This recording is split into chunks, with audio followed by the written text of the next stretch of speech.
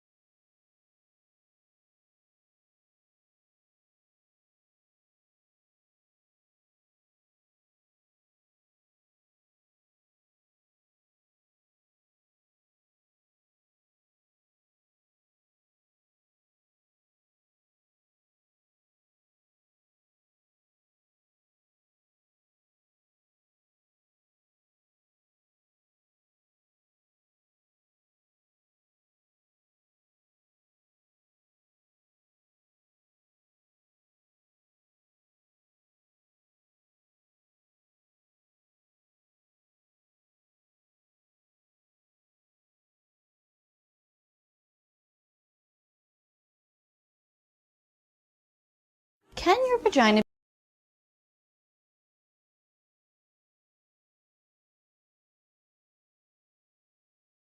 be too wet?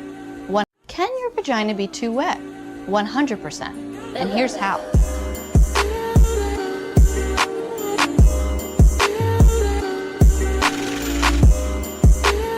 Can your vagina be too wet? 100%. And here's how.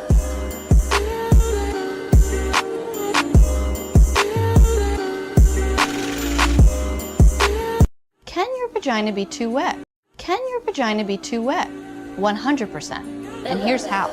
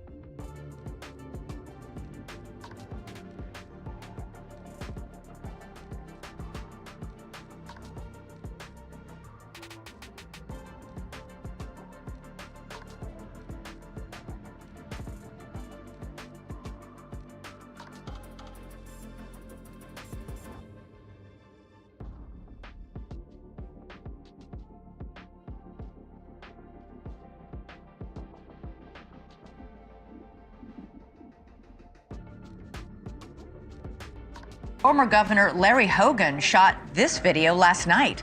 These lights over his hometown in Davidsonville, just 25 miles from the nation's capital, as he pointed out. And then there's this. I've never seen that before. Wow, they just passed each other. Yeah, I've never seen that before. New Jersey Senator Andy Kim shared this video of drones he shot yesterday. Federal authorities insist most of these sightings are actually legally manned aircraft. But Senator Kim says he checked a flight tracker app while capturing this video and that the devices he was capturing were not on it. The sightings are happening near LaGuardia Airport, too. Officials say they received unconfirmed reports of drone activity over that busy airport. As for numbers, the FBI says it's received more than 3,000 tips from the public about drone sightings going back to November 18th, all over New Jersey. Since then, there's been an average of 92 sightings per night and expanding across half a dozen states. In a joint statement, the FBI and Department of Homeland Security said, quote, "We have no evidence that this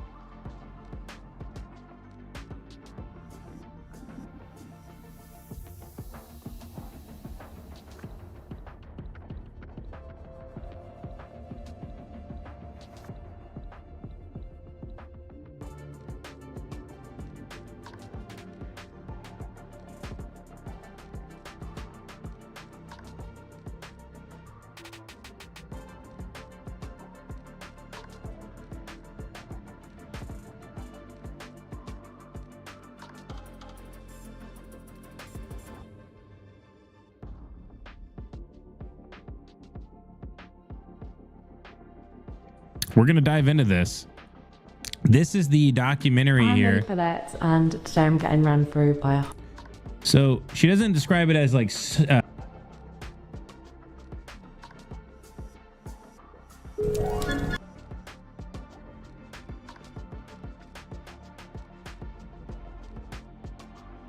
I'm ready for that, and today I'm getting run through by 100 guys. The world of adult entertainment is a billion-dollar business. Can't explain all the feelings that you're making me feel. My heart's in overdrive and you're behind the steering wheel.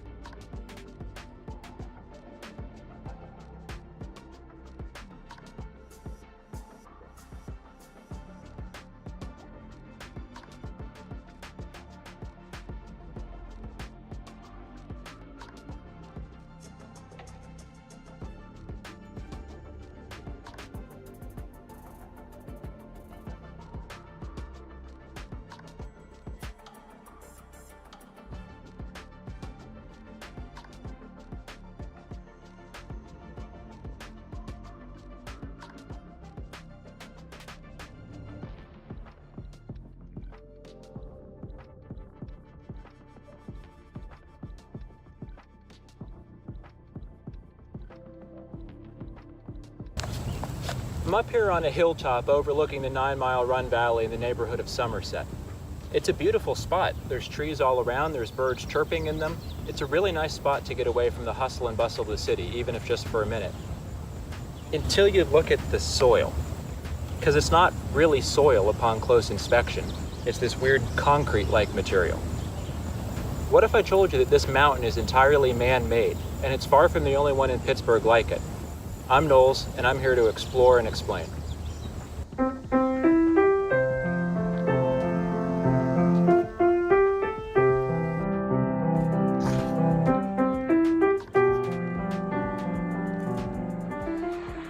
Nine Mile Run in 1921 was the largest contiguous undeveloped strip of land anywhere in the city, as well as the only remaining natural corridor to the Monongahela River. Frederick Law Olmsted Jr. wrote in one of his many reports on the city that it would be a striking place for a park.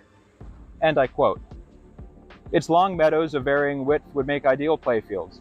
The stream, when it is freed from sewage, will be an attractive and interesting element in the landscape. The wooded slopes on either side give ample opportunity for enjoyment of the forest, for shaded walks and cool resting places. And above all, it is not far from a large working population in Hazelwood, Homestead, Rankin, Swissvale, Edgewood, Wilkinsburg, Brushton, and Homewood. And yet it is so excluded by its high wooded banks that the close proximity of urban development can hardly be imagined. If taken for park purposes, the entire valley from one top of one bank to the top of the other should be included, for upon the preservation of these wooded banks depends much of the real value of the park." End quote.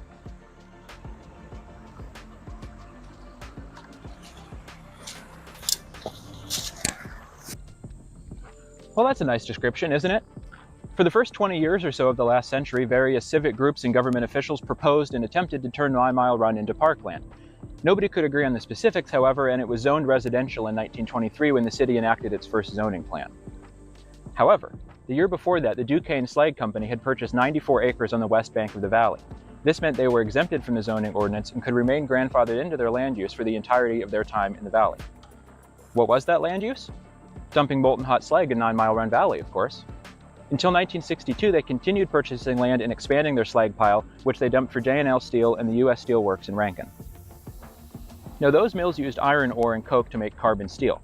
Slag is simply the waste product created by steel production, specifically from blast furnaces. It contains carbon, silicone, manganese, phosphorus, and a little bit of iron. For every ton of iron produced, more than a half ton of blast furnace slag was produced. The next step, steel making, produced a quarter ton of slag for every ton of steel.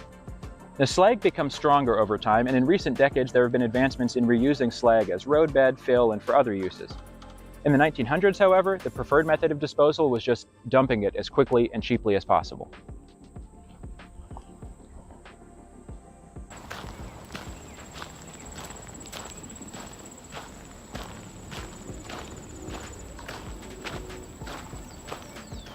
By 1937, the pile was 25 feet high and covered an area of about 50 acres. A rail spur was built from Duck Hollow, and 3 shifts a day dumped the slag into the pile. As more housing was built in the southern part of Squirrel Hill and in Swisshelm Park during the 1940s and 50s, more people lived in close proximity to the slag dumps, and thus they became more controversial.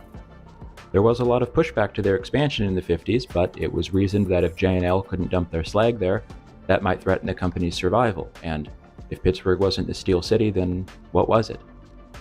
Plus, if they stopped, then the area would become an unused eyesore, which is uglier than a used eyesore, I guess, and so on that logic, the city of Pittsburgh allowed the dumping to continue. By 1972, when the dumping stopped, there were 17 million cubic yards of slag filling this valley. And it's far from the only slag dump in Pittsburgh.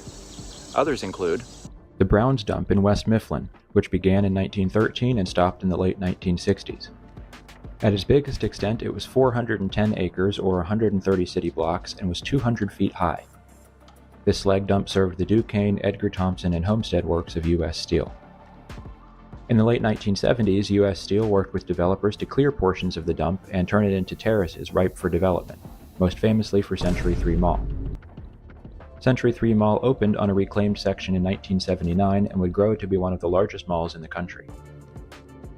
During this process, they unearthed some artifacts from the slag dumping process, including this mushroom-looking thing which fell out of one of the ladle cars at some point, these flying saucer-shaped objects, as well as a ladle car itself. Century 3 Mall is currently being demolished after being abandoned since 2019. Sometime around 1980, U.S. Steel began to dispose of slag within their plants, and there was no more use for slag dumps. The Lebanon Road dump, also in West Mifflin, located behind what used to be the Continental Can Factory. This land is still owned by U.S. Steel, and the eastern part along Noble Road north of the airport is still being remined for aggregate by a private company. Much further north in Penn Hills is the Gascola dump, situated on land that is still owned by U.S. Steel, and it has been the proposed site of development for at least 20 years. The Eastlands dump in North Versailles became the Eastlands Mall in 1963, which then was closed in 2005 and demolished in 2007. This area is now an Amazon distribution center. Along the Union Railroad corridor in West Mifflin and Duquesne, slag piles abound. If your parents or grandparents grew up in the area in the 1950s, ask them if they ever went on a date to watch the slag being dumped. I've read a lot of stories of teenagers going to watch the show while parked in their car. Basically, it's a drive-in movie date, except instead of making out while watching some campy horror flick, you're making out while molten steel waste product tumbles down a hillside and lights up the night sky. I was born in the wrong generation.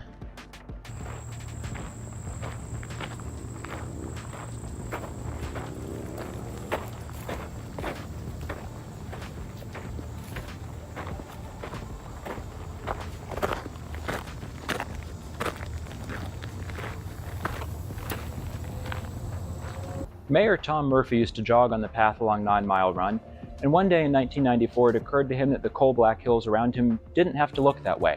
They could be repurposed, perhaps a residential neighborhood. As part of Mayor Murphy's efforts to reinvent Pittsburgh by redeveloping our brownfields, the city, the Urban Redevelopment Authority, and developers created a plan. The hill that I'm standing on now used to look like the one across the valley that I've spent the majority of this video in. Except here, they tested the soil for toxins, they added 3 feet of topsoil, and then they built an entire neighborhood. While Pittsburgh began the process of remediating the stream down below, the URA and the Rubinoff Company began building the biggest residential project Pittsburgh had seen since World War II. It's called Somerset at Frick Park, and the houses are expensive, but they're very nice. The first 2 phases of this 3-phase project were tremendous successes, with homes selling just hours after going on the market. By 2017, both phases were built out and occupied on the western side of the valley. But what about phase 3? Well, I'm standing on phase 3. See, part of the big idea was that there'd be an access road from Commercial Street, as well as a bridge spanning 9 Mile Run behind me. But nobody could decide who was going to cover those costs, because just those roads alone, before you even built the houses and the streets and the utilities, was going to cost around $20 million and seriously eat into the developer's profit, even though this was going to be a luxury development like Somerset Phase 1 and 2 are. So eventually, after years of going back and forth, the URA decided to cut their losses and drop the contract, and they decided to do something pretty unprecedented. Ladies and gentlemen, we're getting a solar farm. See, one thing that the URA and City Council and pretty much every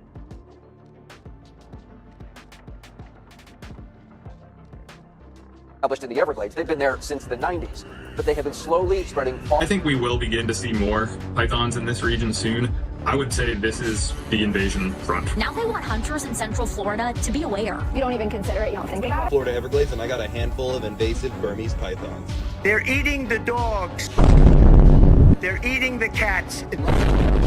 They're eating the pets of the people that live there. And this is what's happening in our country. Yeah, so if you didn't know, Florida has a python problem, and they've been invasive for over 50 years now. Yes, even before Hurricane Andrew. And they've been being found in the Everglades for a very long time, and people are starting to wonder, with increasing temperatures and an increasing python population, how far north are these snakes really gonna go? And today, this video is gonna try to answer that question. In case you didn't know, Florida actually has multiple different species of invasive python, but the main one we're going to be talking about today is the Burmese python, the only one that has been able to successfully colonize the vast majority of the Everglades, and the only species that is being found somewhat regularly now north of the Everglades. If you didn't know, the Burmese python is a large tropical species of snake capable of getting up to 20 feet long that was introduced primarily through the pet trade from Southeast Asia. Believe it or not, these snakes actually do not eat people like what all the rumors say, and could actually make good pets, but the thing is, most people just can't handle a 15-foot snake, and that's kinda common sense, but sadly, a lot of people don't really understand that. And for that reason, in addition to the small possibility of purposeful releases, and also, of course, Hurricane Andrew, which let loose a whole bunch of Burmese pythons, there's a ton of giant snakes out in the Everglades. Even on top of the Burmese python, we also have the African rock python, which has a breeding population, and also a few species of boa as well. But so far, the Burmese python seems to be the most cold tolerant, in addition to the most ecologically damaging, as in some parts of the Everglades they've wiped out as much as 90% of all the mammals in the area, though this could also be contributed to rising water levels and improper management, which puts a lot of the mammal populations at risk, though it's undeniable that the Burmese python at the very least plays a big part in this unfortunate mammal decline. They've also played a big part in the native snake decline, as they spread rat lungworm, which happens to destroy a lot of our native snake populations, though nobody talks about it, and it's starting to piss me off and make me want to make my own video about it. But that's enough of me rambling. Let's figure out how far north these snakes are really gonna go, starting off with their current northernmost breeding population, which actually isn't too far from their original point in the Everglades. With the northernmost point pythons have regularly been found at being the surrounding areas of Gasparilla Sound, which includes the area around Charlotte just south of Myakka, Florida. This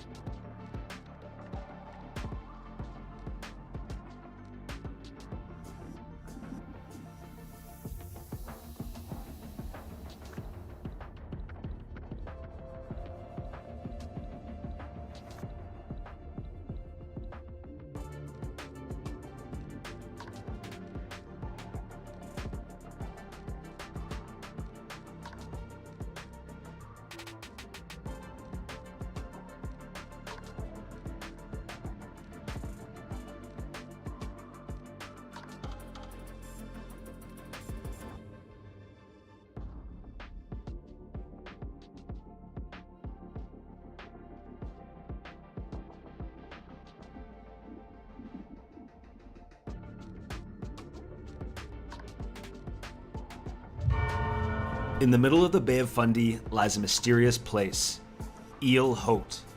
This remote island is surrounded by the world's largest tides and is steeped in human history and tales of spirits and buried treasure.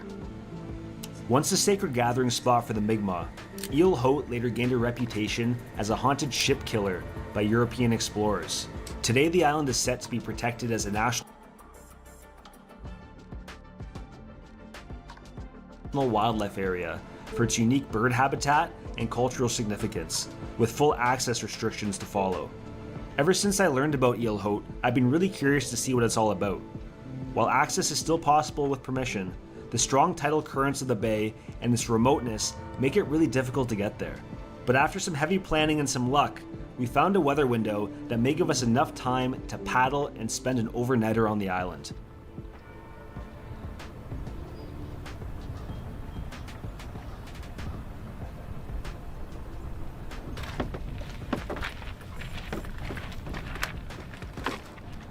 So this is going to be about a 20-kilometer paddle into the Bay of Fundy, which has the strongest tides in the world. To pull off this trip, there's going to be 4 of us: myself, Mikey, Lucas, and Carl. The 3 of them are really good paddlers, way better than me. I am the liability. I would not be able to do this trip without them. So high tides at 10:30 a.m. this morning. We're trying to get on the water for 8 a.m. And so what's going to happen is the flooding tide is going to be going into the bay, and we plan on using a bit of that current on a ferry angle. And then as the tide peaks, we have an hour and a bit of paddling left, and we're going to use that boomerang to bring us back into the Isle of Haute.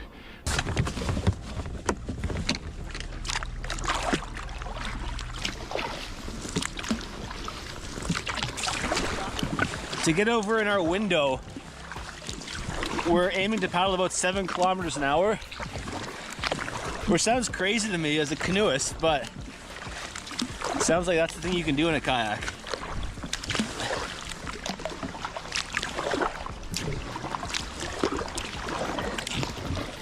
It's a little disorienting because we're just paddling towards, all we see in front of us is the island, but behind us, where we started, was way over there. What's where are we to, Mikey? 5K and change. Only 5K, eh? Yeah. But we can't miss the islands. What happens if we miss it? I think we go back. Or phone a friend. If it's 3 knots of current pushing away from the island and we're averaging 3 knots, if we get past it, we're not necessarily easily getting back to it. The biggest concern is missing the island. Oh yeah. If we miss the island, we're what are we? Another royally screwed. Yeah, we're another 4 hours. Another 4 hours, and we'll end up in Digby. We'll have to learn how to pee and poo in a kayak. Yeah. We're moving slower than we thought, so it'll probably be about 4 hours to get there. Paddling my nuts off over here in the first hour. Jeez.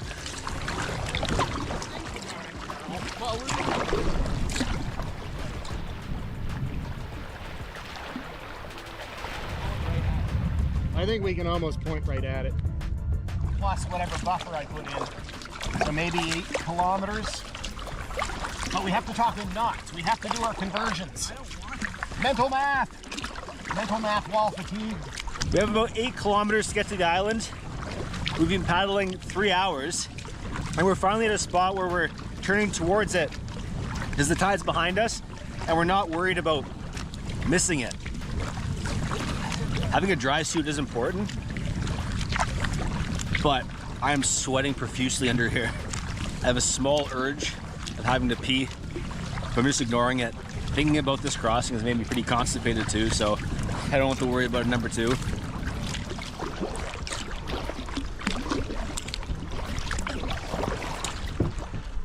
Woo!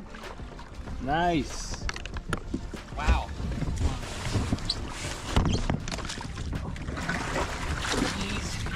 Carl.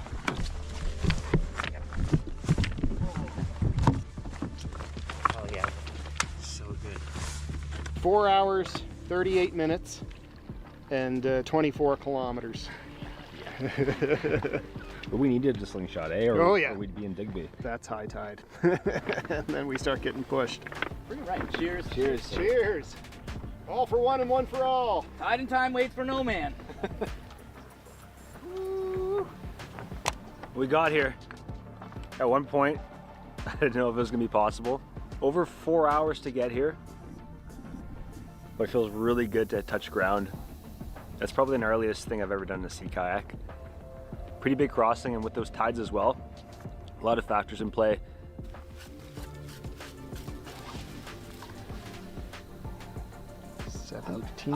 Isle of Hope. Troy Dobb, maybe 1917 or. Yeah.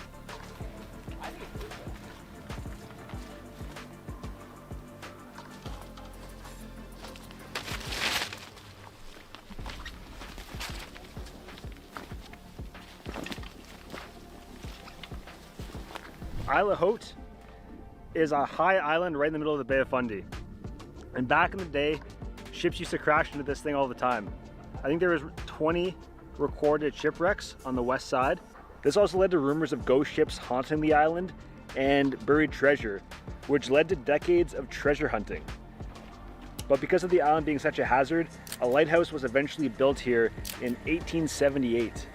The lighthouse burnt down a while ago, and now they put up a tower, so it no longer has to be manned.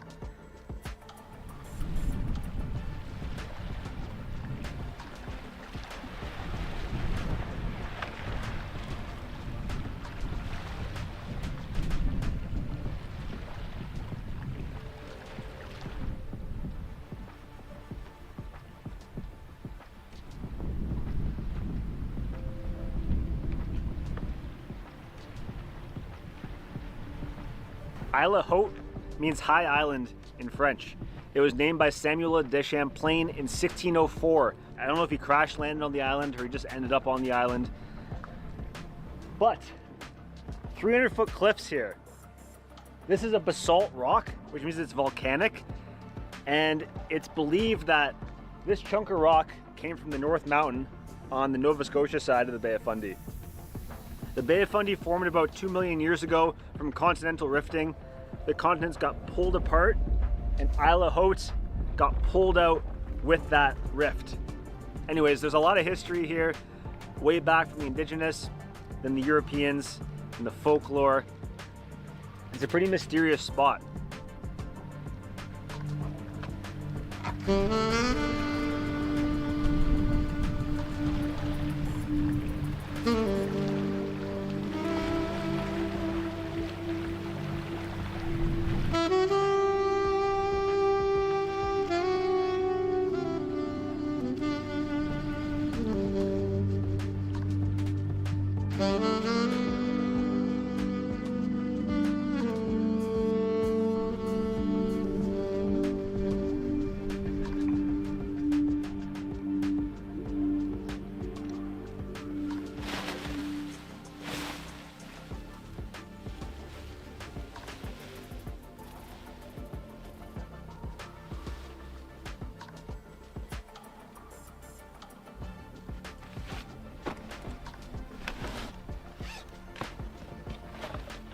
This is awesome. I have my tent, shelter from the wind, and a table to boil water and cook dinner. It's like having a bachelor apartment out in the woods. I think it's time for a beer as well. Fundy Fog, how apropos. Hopefully, by drinking a few of these, it'll keep the fog away. Sea Level Brewing Company. Cheers.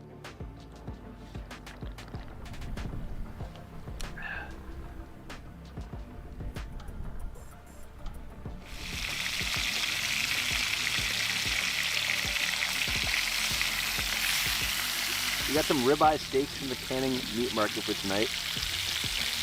We have steak that we cooked on the stove, some salad, and some potatoes that we baked back home. Woo. So the plan tomorrow is to get up 6 o'clock, be on the water for 8 a.m. again. The wind is supposed to pick up to about 30 kilometers an hour, and there's a potential for fog tomorrow morning. So the conditions are going to be a little tougher than we had today, we gotta mentally prepare for what might come tomorrow. We're gonna leave her here. I'll see you guys tomorrow.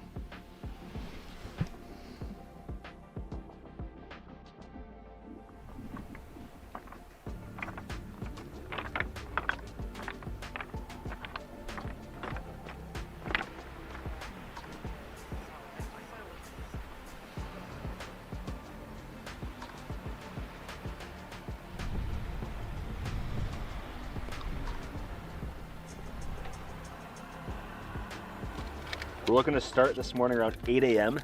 to start about 2 hours before high tide. This time we're going to be slingshot out of the Bay of Fundy, and then on the second half we should be coming back in. But our target is a lot bigger because we're not trying to aim for an island, we just got to hit the shoreline. Winds are going to pick up to about 20 kilometers an hour, but to leave the island there's a bit of a tide race that we're going to have to go through. There's a lot of standing waves, which I'm pretty nervous about. We're going to paddle through a tide race that's forming off the spit of the island. And there's two currents that are coming together, so there's opposing forces that are meeting there. There's one stronger current, and that's pushing over top of the other one. And that's creating some standing waves. It creates this little tidal rapid into the open bay.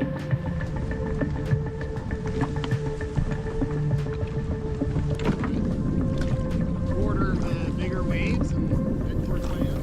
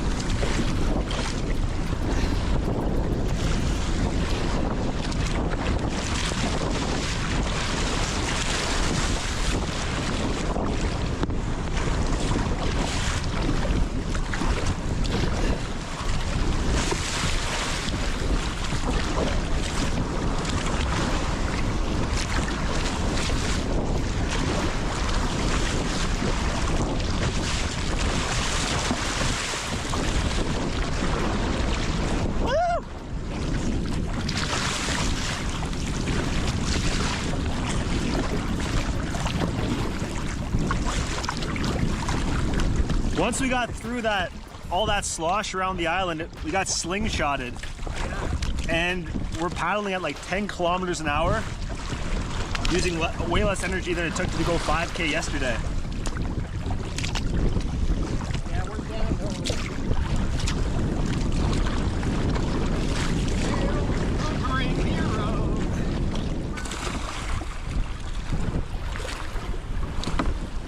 Woo!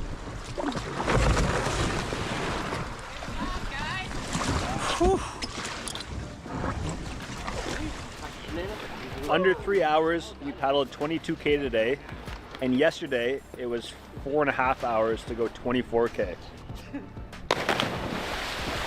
Guys, that is a wrap. We made it back to Harborville safe and sound. Thank you so much for watching. If you guys enjoyed the video, make sure to subscribe and give us a like. Also, if you're in Nova Scotia and want to buy a kayak, check out Old Creel, or if you want to rent and do a tour, check out Pleasant Paddling. Until next time, see you then.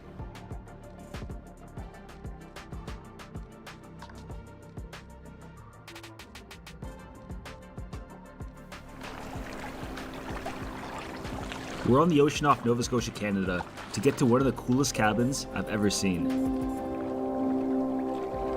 It's a 3-hour paddle from the closest town and sits on a 50-acre island off a remote stretch of coastline that's notoriously known for having rough seas. Our obsession with this place began last summer when we stumbled upon it during a sea kayak trip, and ever since then we couldn't shake the urge to learn more. After a lot of research, I eventually connected with the owner, and it turned out he's a super nice guy and a really interesting man as well. He's a sailor, he's a writer, he's a man full of stories, and he graciously allowed us to go back and spend some time on his island.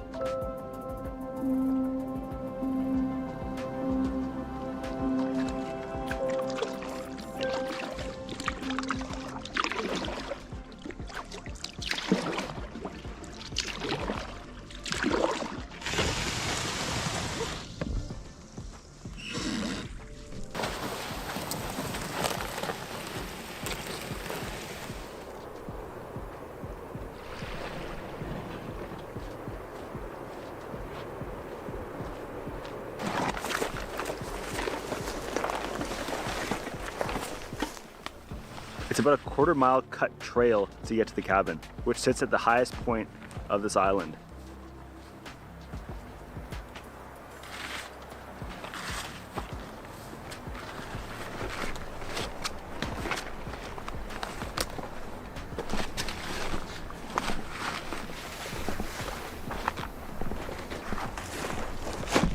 Home sweet home.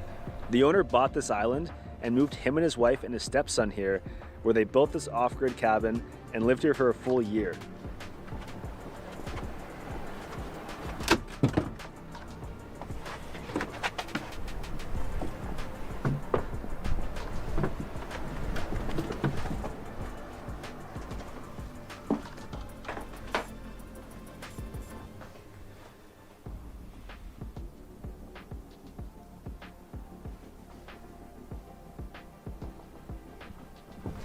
Full-on bathtub.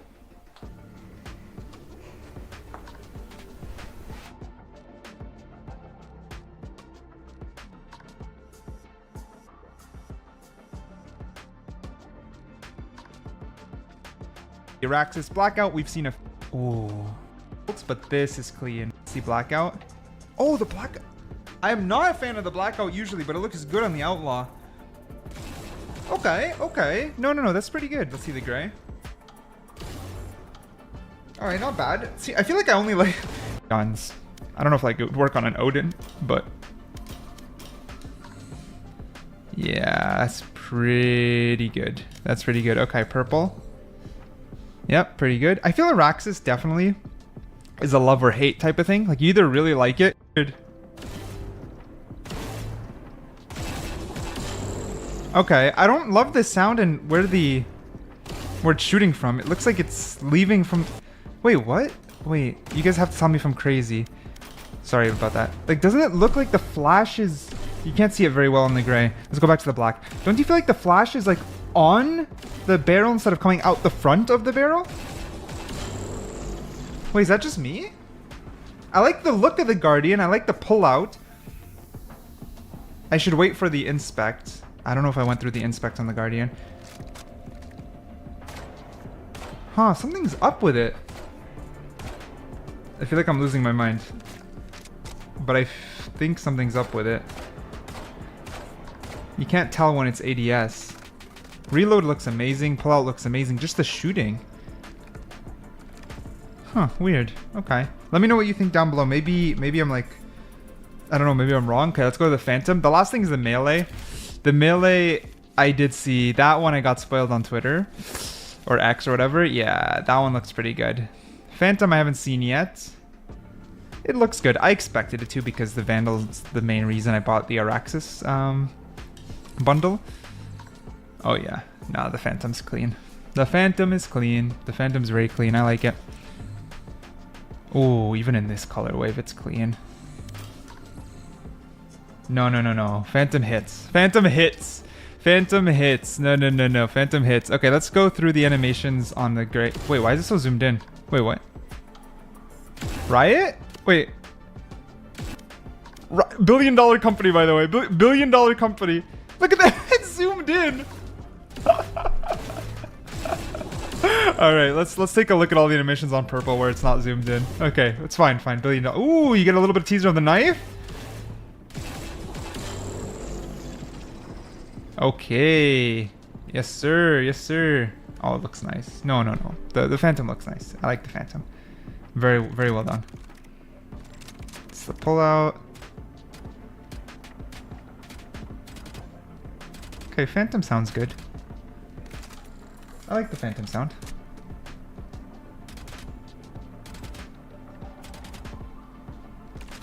No, the Phantom's good. The Phantom's good. I like the Phantom. This is, they cooked with the Phantom.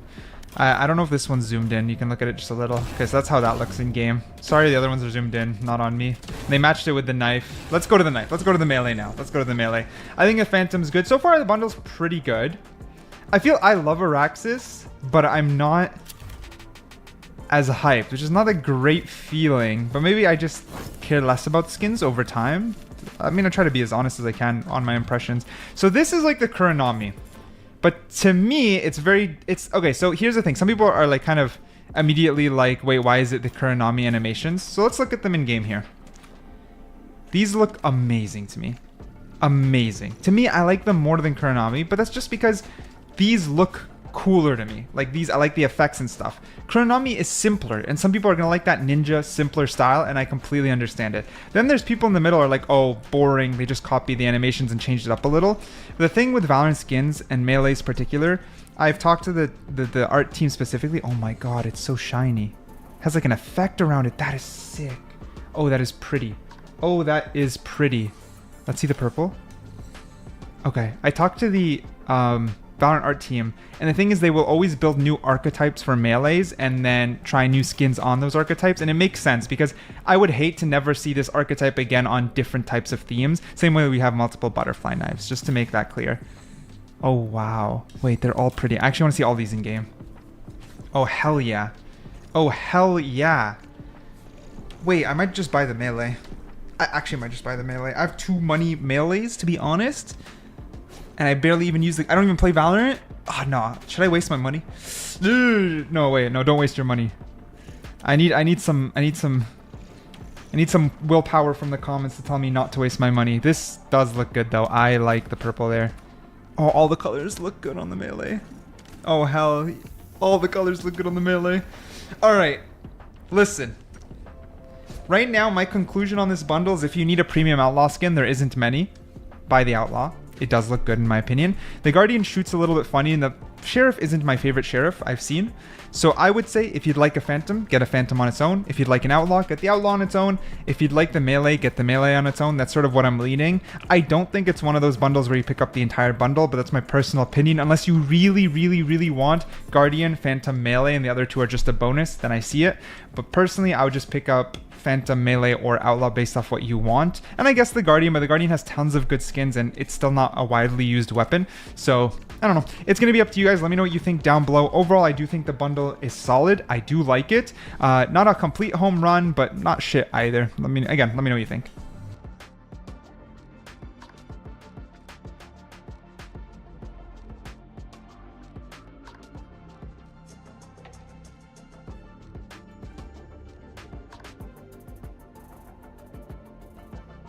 Three months ago, I decided to pack up everything I own, move 2,000 miles away from the city I grew up in to live in Orlando, Florida, where I now visit theme parks every single day. I want to tell a story of why I did it, how I did it, and how it's going. Now, I'm sure a lot of you can kind of relate to this. You spend most of your free time scrolling through social media, maybe watching YouTube or Netflix, or just playing video games. You don't really have a lot of close friends, but you also don't really know where to meet new friends as an adult. Well, it definitely feels like the world has become a bit of an antisocial place these days. It's just so much more convenient for everybody to just stay in their own little bubble with their endless entertainment tailored specifically towards them, and it keeps us always thinking that we're satisfied. There's not a whole lot of real-world public places that people just go and spend time and hang out, especially not places for single introverted people who also don't like to drink. So people just kind of stay in their own comfort zone and stick to what's convenient. But speaking of convenience, I've actually been working a remote work job for the past few years where I just work from my home computer. Now, I know everyone sees like, oh, you work from home, that's like the dream life. And yeah, I mean, it is nice, it is convenient that I don't have to waste time commuting and waste time trying to act busy throughout the day. But it also can be a bit of a nightmare because I wake up, I get on my computer, I do work for half the day, and then maybe I'll play video games for half the day, and then I'll shut down my computer and go back to bed. And then the next day it's the same thing. Power up my computer, sit on the computer all day, and then go back to bed. And for the last few years, that's been basically my entire life. I mean, sometimes I'd go almost a whole week without ever going outside. And maybe during like the summers, I would at least go out for like a night walk around the neighborhood around midnight. But for the most part, I was just completely isolated. Now, I've always wanted to go out and try new places and try new things, but every time I would open up Google Maps to look around and see if there's any place I want to try out, I was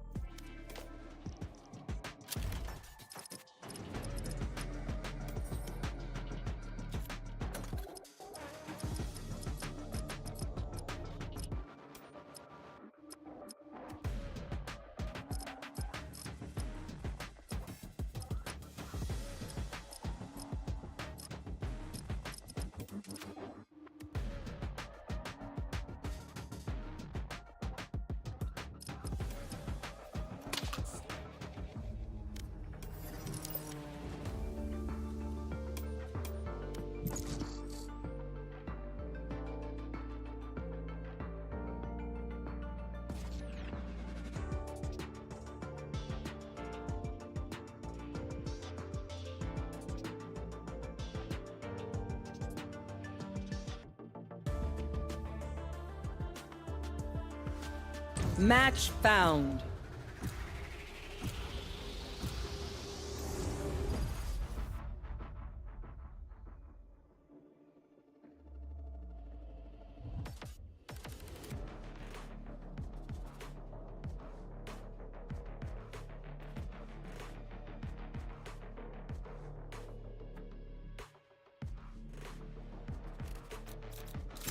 I've got all the time in the world.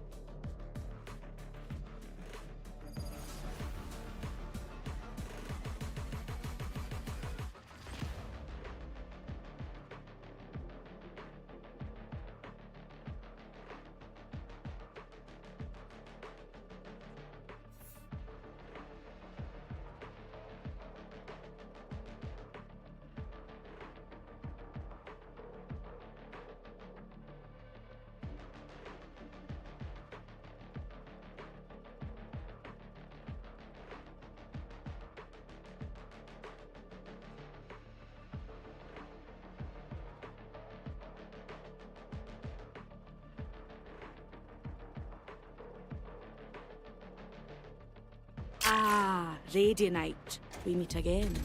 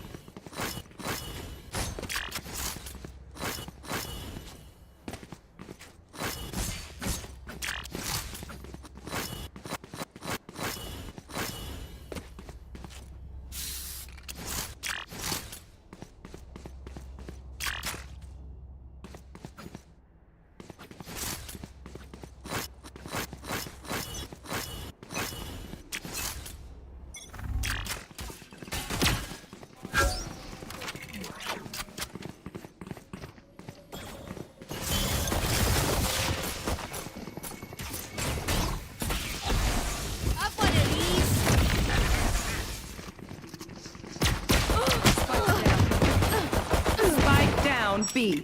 Reloading. I have the spike. Drop in a smoke.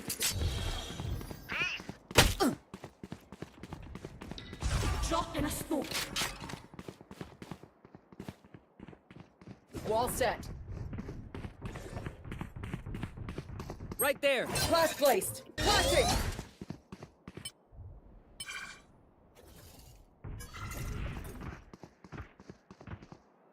One enemy remaining.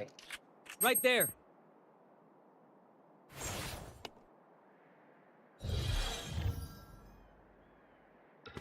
No peeking. Right there. Blinding threat. Blinding. Good hit. 30 seconds left. You can't see my face right now, but just know I'm smiling. Hey, little man, pump us up. Let's hear it.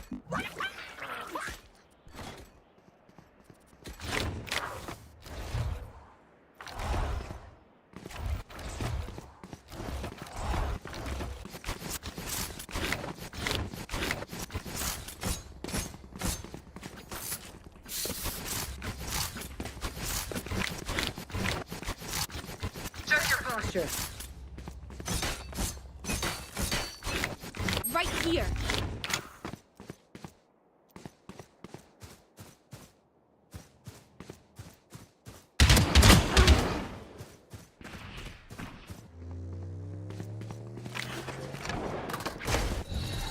I got eyes here. Drop in a smoke.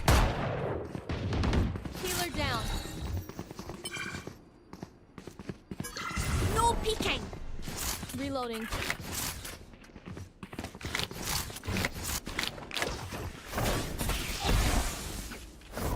Enemy spotted B. I can rotate.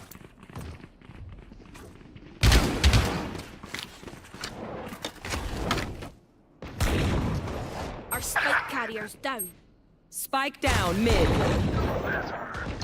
Drop in a smoke.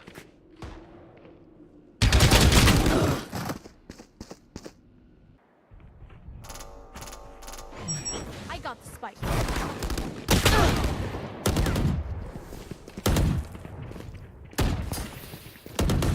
Last player standing.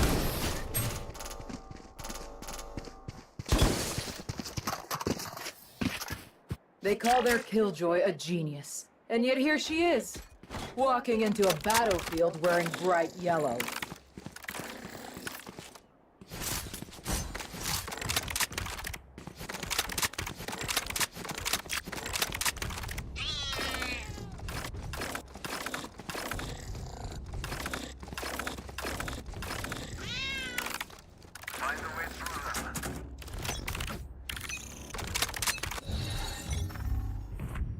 No peeking.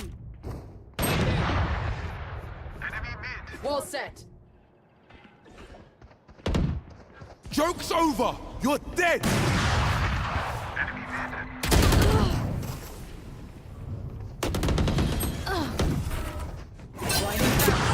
Not ready yet.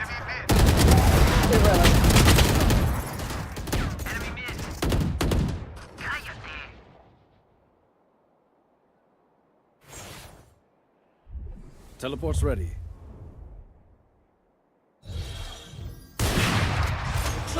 Last player standing. Spike down A.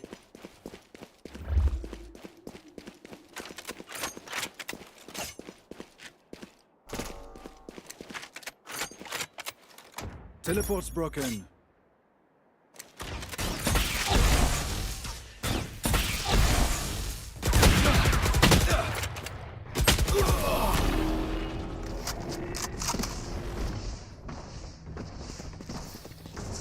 Last round before the switch. Buy the best guns you can.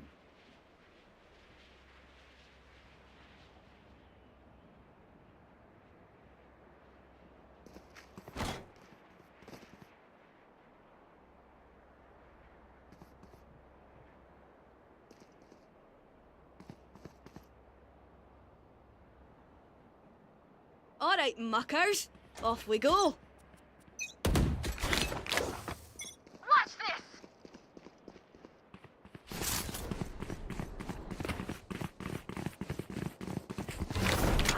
Right here.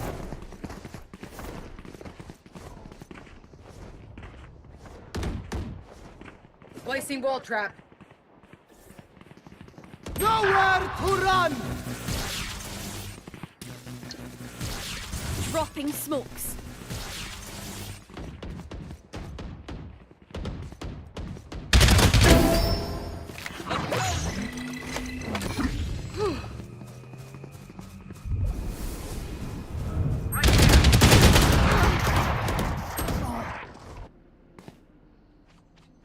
Give me those back.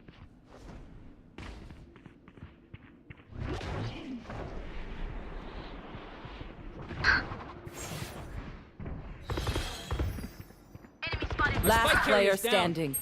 Spike down B. And you're done. Thrash They're is both ready. behind you. 30 seconds left. Little homie.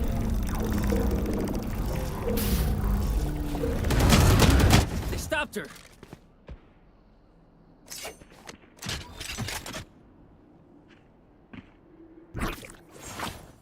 It's all you, Mosh.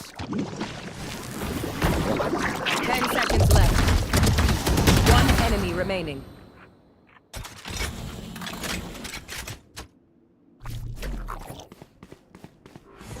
Go get him, buddy. Drop in a smoke. Switching sides. He says the bullets tickle.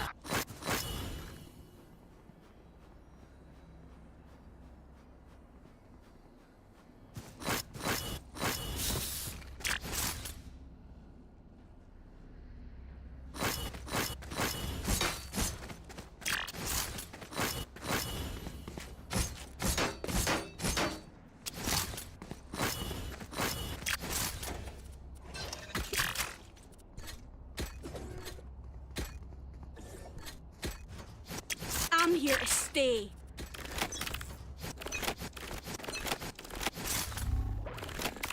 Somebody's there.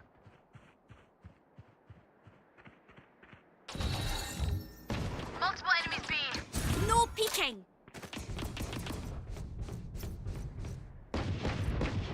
My wingman's down.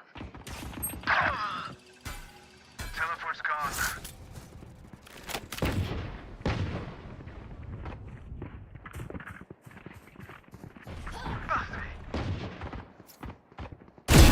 No danger. One enemy remaining.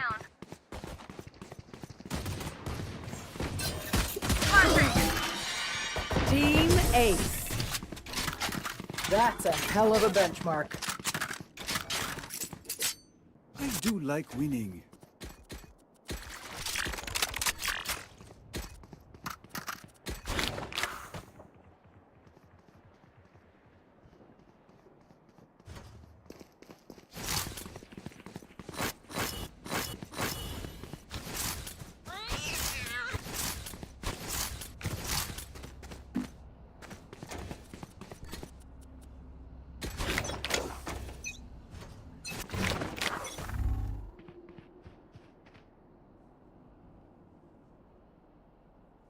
Teleport's broken. Enemy spotted mid. Dropping smokes. Dizzy's up top. Enemy spotted mid. Right there. Shame. Spike down mid. One enemy That remaining. Refreshing. Found the bitch. Spike spotted. Mid. Everyone is off, Daisy. You know what we should do? I'll tell you. We should win.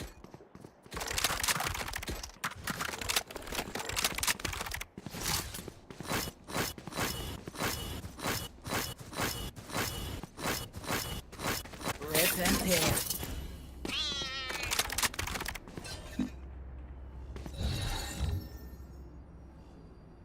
Focus now. Eyes off me. Dropping a smoke.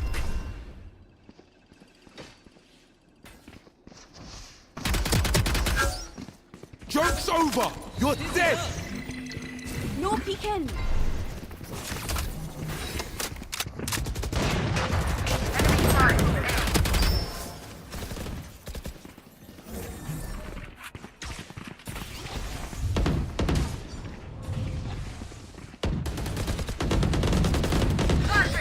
Enemy spotted. My blind is dead. Dropping a smoke. Enemy spotted A. Swords activated.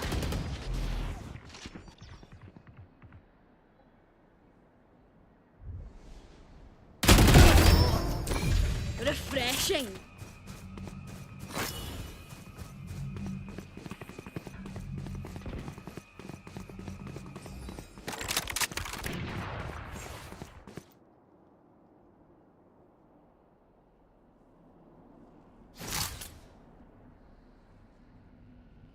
"30 seconds left.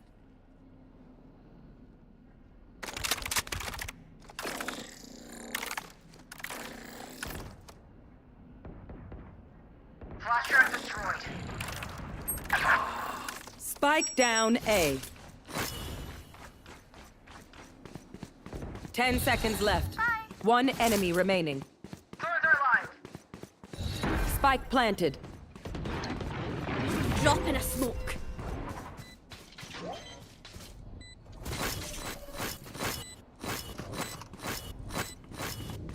Right here.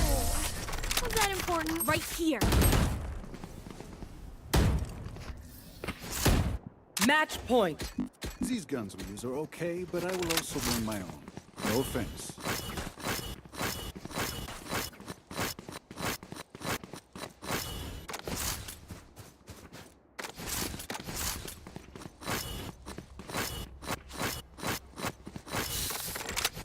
They are so dead.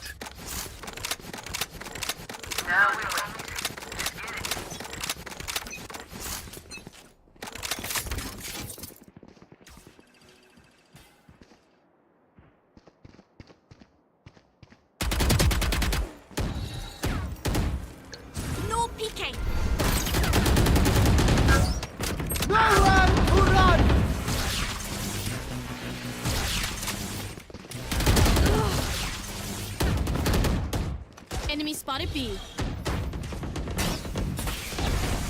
Wall trip. Reloading.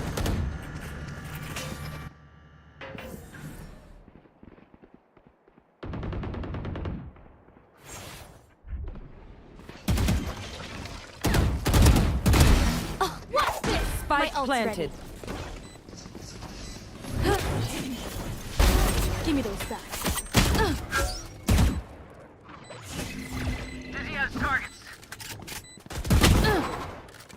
Last player standing. One enemy remaining. Crash is ready. Backside hit 80. Little homie.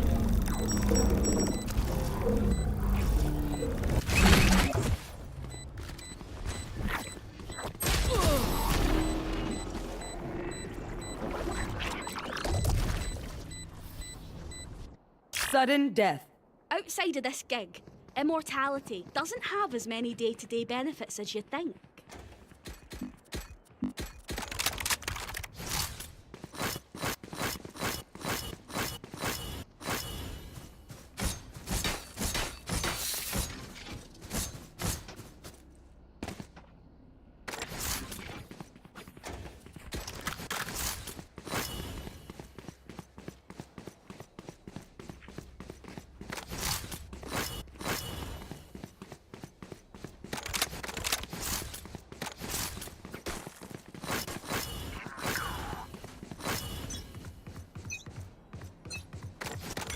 Black place.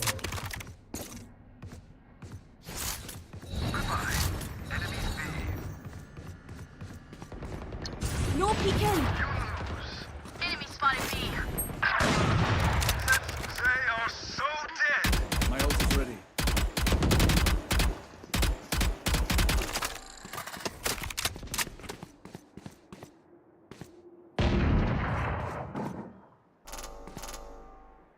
One enemy remaining.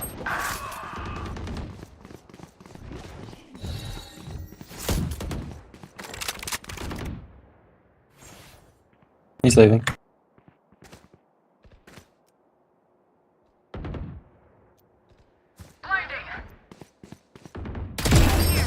That was their best. Defenders win. All right.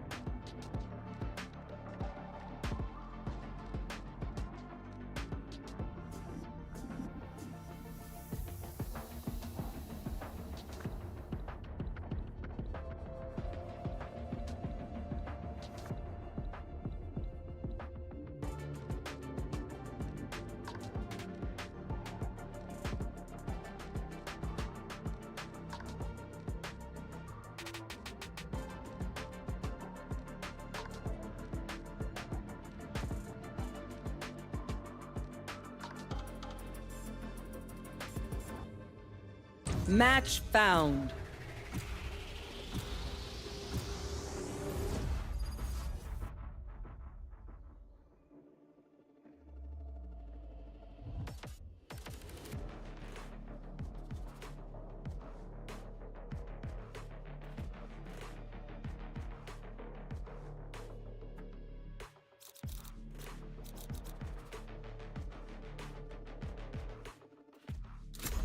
I've got all the time in the world. No, that's crazy.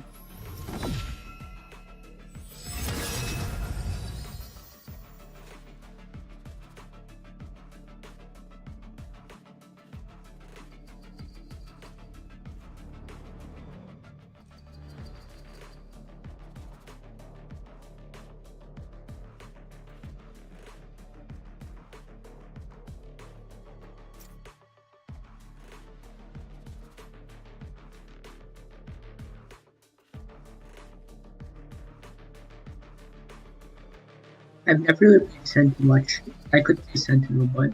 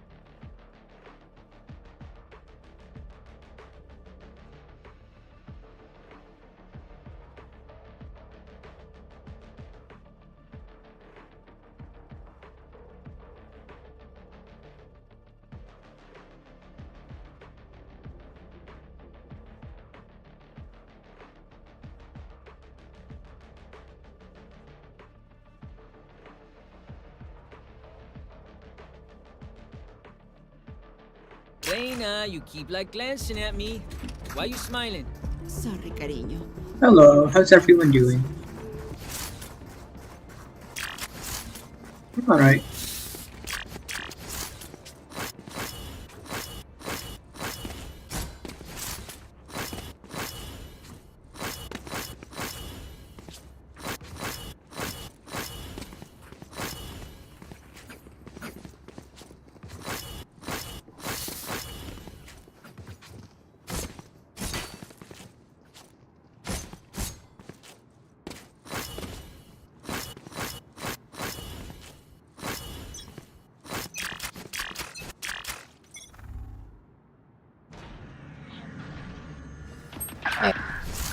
Re-aiming. Spike down A. Hello? Up and away. Dizzy has targets.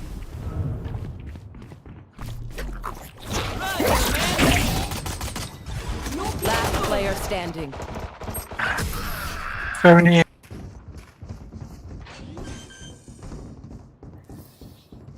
Stand tall.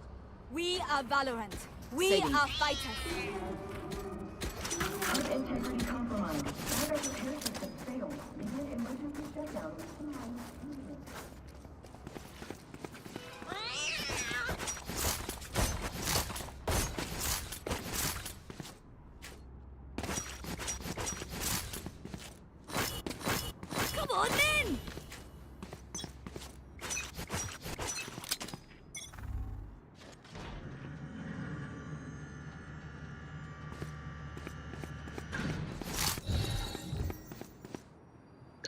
Dropping a smoke.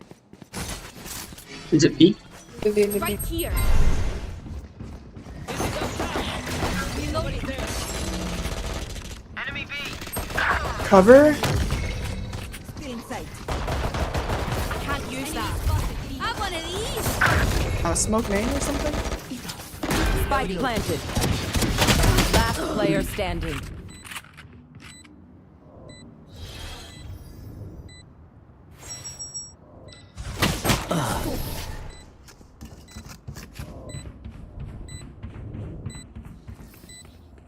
Reyna, time to hunt.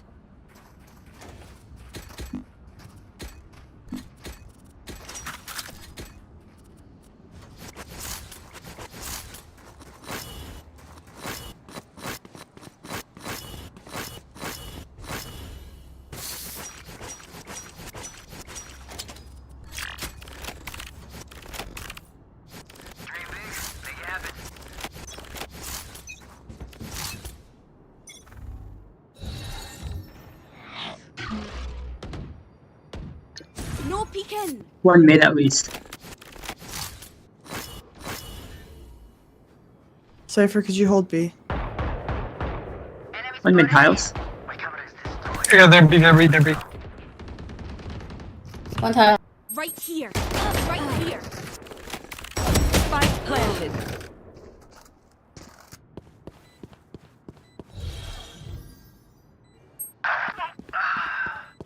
Oh, one push over. One.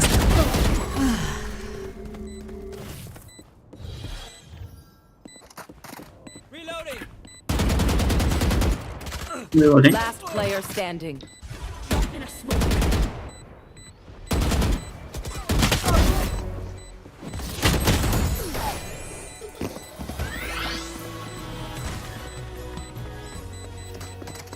Time to stock back up.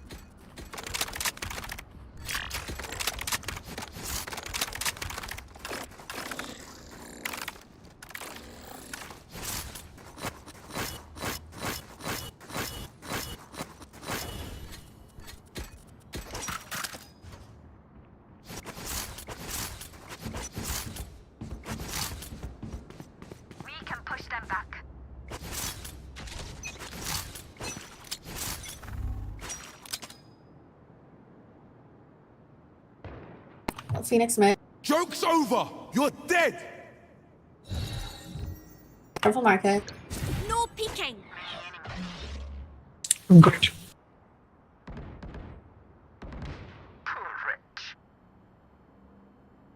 On B site, they walled already. Spike planted.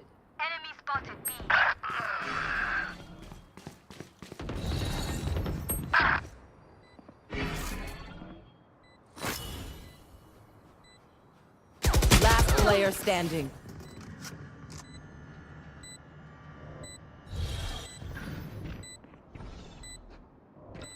No peeking. No peeking.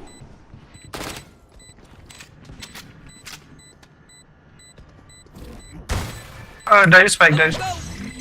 Someone's there. Nice try.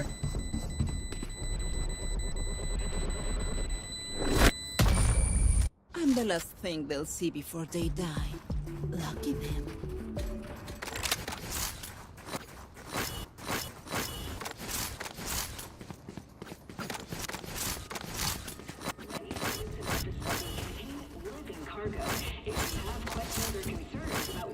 Then flash really quick. No. No. No.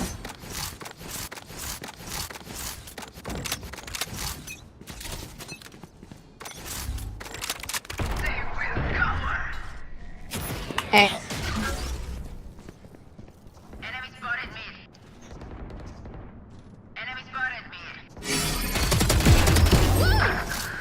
Eight mid.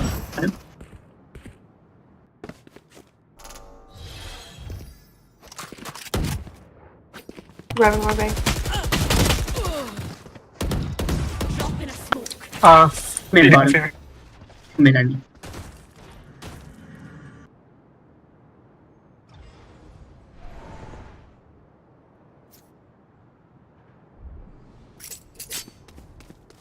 Last player standing.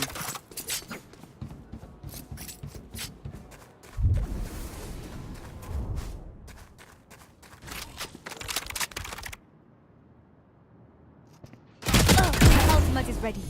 Your duty is not over. Spike planted. Last player standing. One enemy remaining.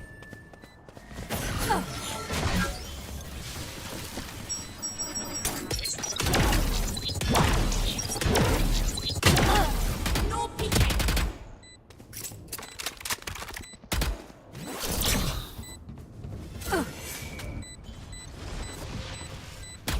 Stairs. No charges left.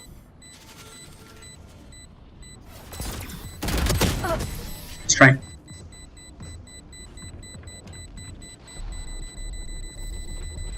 My ult is ready. La máquina de muerte.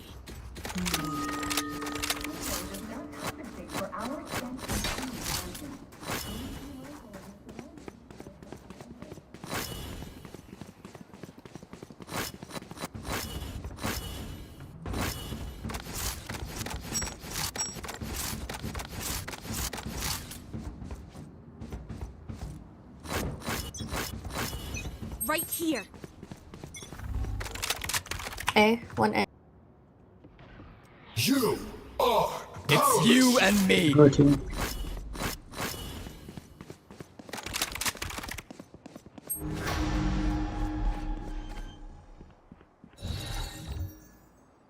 Spike planted.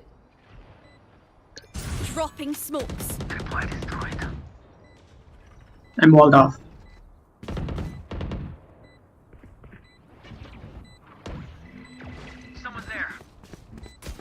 It's not walled. Blind. One more inside. You will not kill my ally. Last player standing. Go.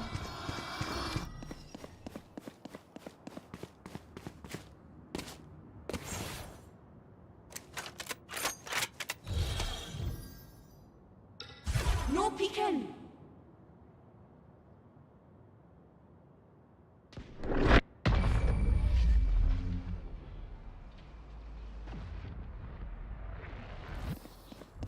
Give me a moment.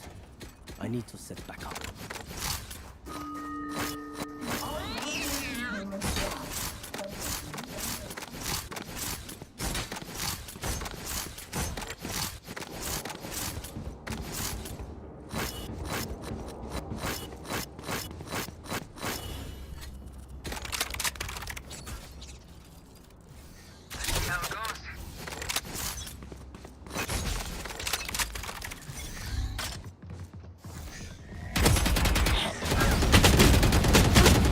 Can't use that. I need help. Call you. How many more B? Yeah, catch. Feel an Coming. FBI. One main. One enemy remaining.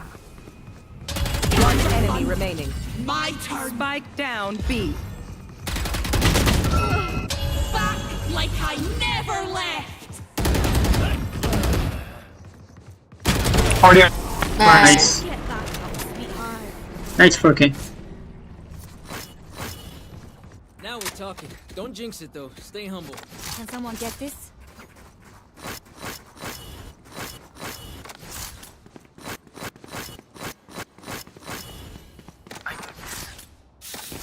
Get cooking by me.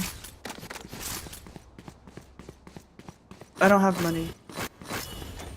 My Right here. I could buy like a Spectre or something if you want it. It's okay. Right here.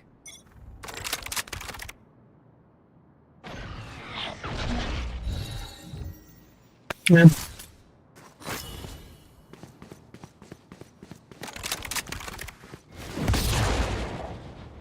Careful market. Yeah, I'm watching with my camera. They're going market. Yep, market. 2 market. No peeking. Joke's over. You're dead.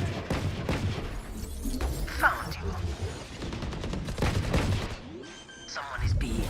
One's on me, one's on me. Spike planted. Enemy down.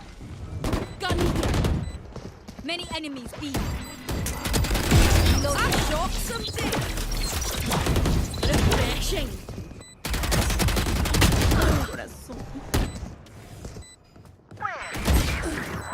One backside. He was close, right? Shot my wingman. Healing. One enemy remaining. It's backside. Diffuse. Here. Cage trigger. Nice, good shit. There's an op. Could you grab that? No, that's okay.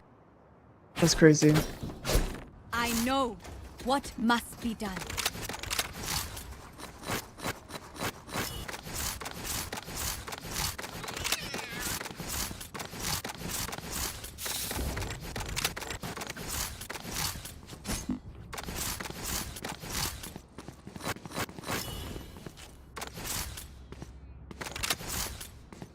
No, you can play mid clove, so you can smoke both sides.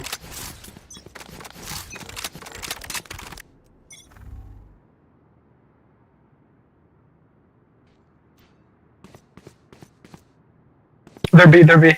Grabbing or B. No peeking. Miles ready. Careful now. I'm slowed.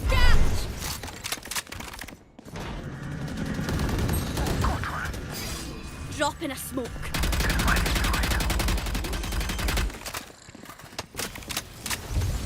Spike planted.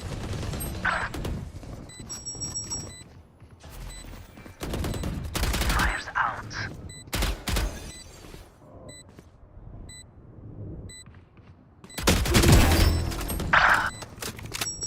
Last player standing.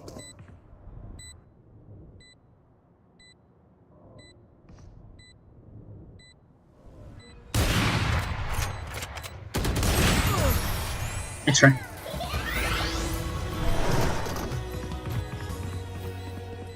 They don't have a single life worth saving. We will be hosting a cross-departmental mixer next week for all on-site teams. RSVP to your direct link.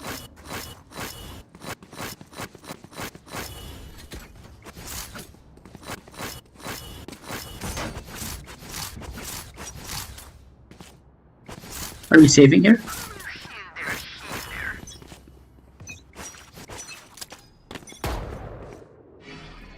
It's you and me. Drop in a smoke. There's about no one there, so I can take that. Phoenix mid bottom. No peeking.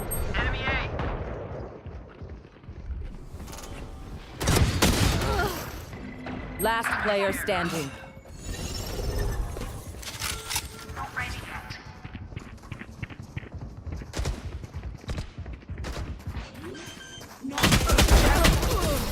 That's right.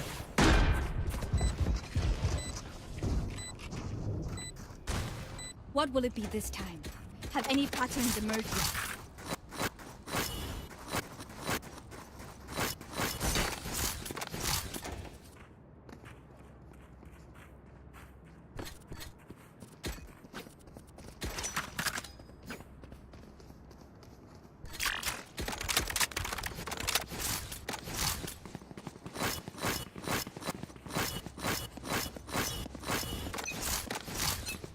Are we eco stacking? Yep. Target down. Nice. Can't use that.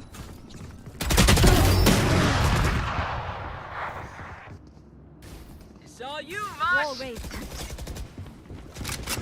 You will not kill my allies.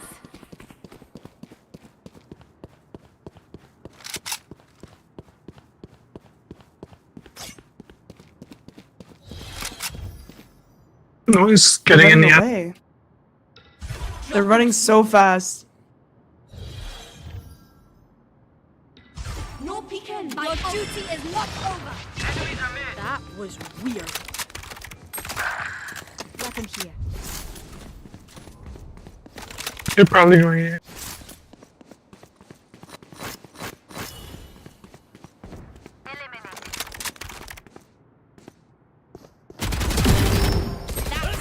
Oh, one more. One One more. more. Enemy remaining. Nice. Nice. Nice fighting. That's one Chloe. Last round in the half. Don't be You're welcome. Spend it all before it's gone. We have got gold for retake if we need it. My thanks.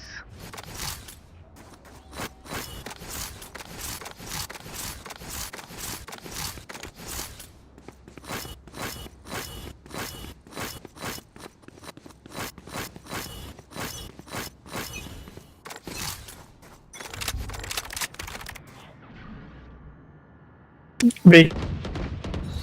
Enemy spotted mid. Drop in a smoke.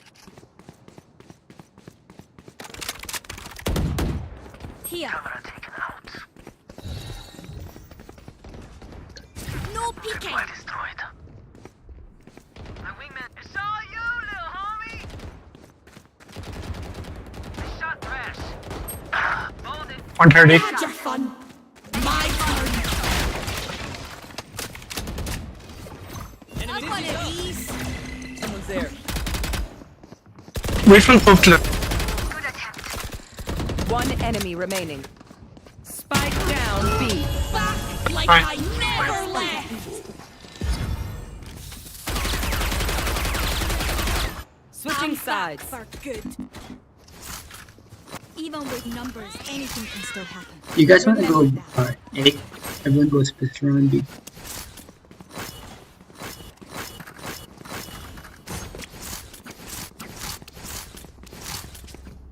Look, they want to get the spike to the gecko.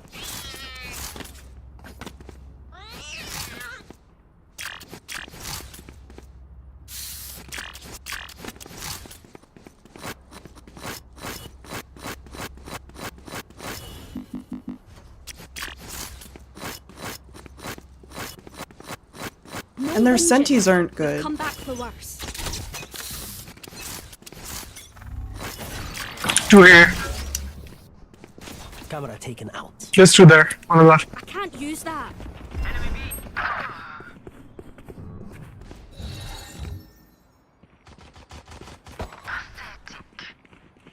Arcade is here as well. Dropping smokes. Enemy Side's clear. KO's main. Right here. Spike planted.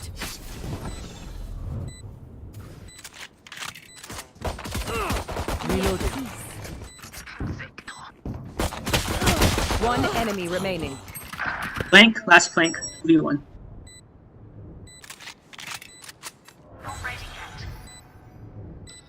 No peeking.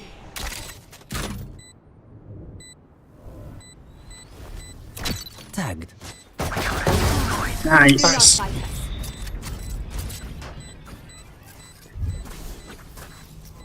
As much as this world hurt me, it's mine. And I will kill to the buying.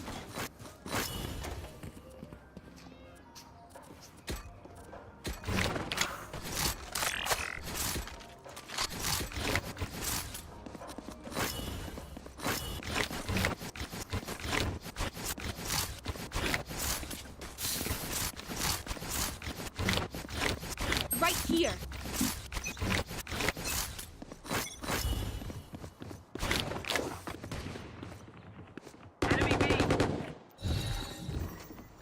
Drop in a smoke. Oh, one back. Please smoke. B close. Drop in a smoke. Where's my heal? Thank you. Plant the spike. Boba, 2. Backside. Behind you.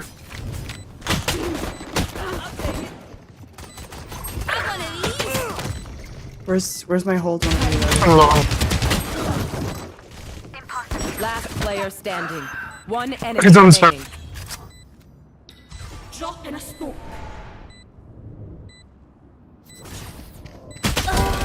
Nice. Garden, I bought you. Get the bulldog on me. On me. Nice. One of my cameras is broken. Could I have a ghost sage? Okay. It's fine. Thank you. I'll get Are we one. 9 or 7? I'm bonusing.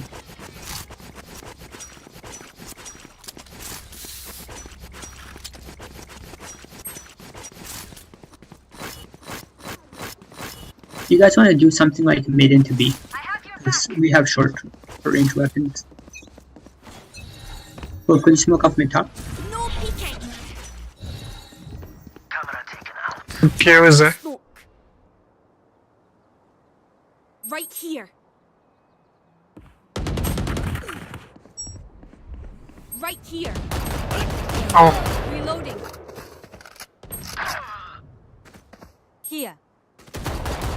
You fought well. So was on B. One top mid main. Last player standing.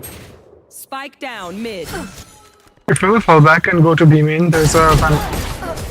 Nice try.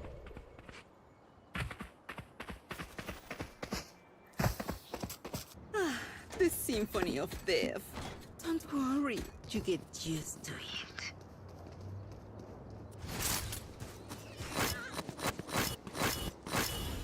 Right, this is still winnable. Guys, wait for the knife. Wait for the knife. He's got a knife. Okay. Just come back. Can someone lurk on B, just in case they flank or we need to rotate?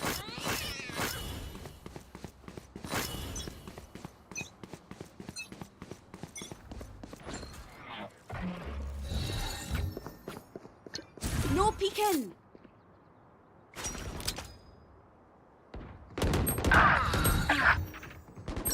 No peeking. Sage pushing up B. Careful behind your clove. Sorry, I lagged. One's in our spawn. Behind you. One's child. Two childs. In front of you. Last player standing. Tiles. One enemy remaining. Oh, my bad. I don't know why it like lagged so much.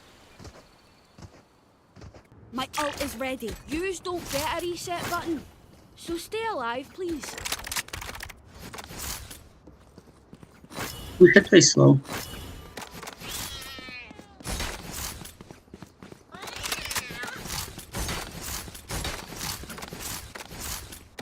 Right here. They pushed out of A last time. I lagged so bad I had no idea what happened. Yeah. Who did? KO did. Okay. Got that from there, Can't sorry. use that.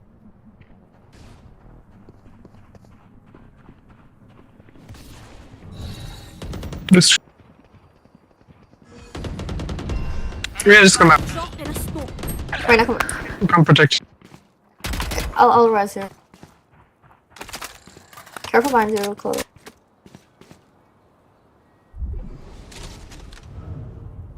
There's one here. Your duty is Thank you. over. I'm off. Still mate. Yeah, go to B if you guys want to. You're alone. You're alone.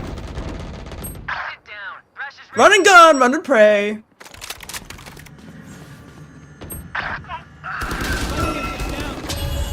Spike Wait, where's down Spike? mid. Never left. Guys, you can go. I think they're. Sage is on top. Like, Sage is there. right. She dropped. She dropped. I'm slow. I can't fall. Last player standing. One enemy remaining. Spike down. That was close. A. 30 Oh, no. seconds On left. B. I have the spike. Drop in a smoke.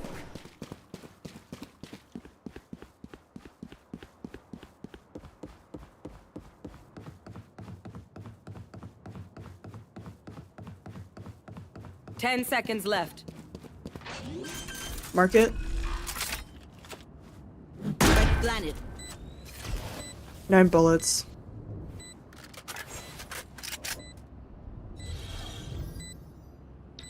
You have all your tool, by the way.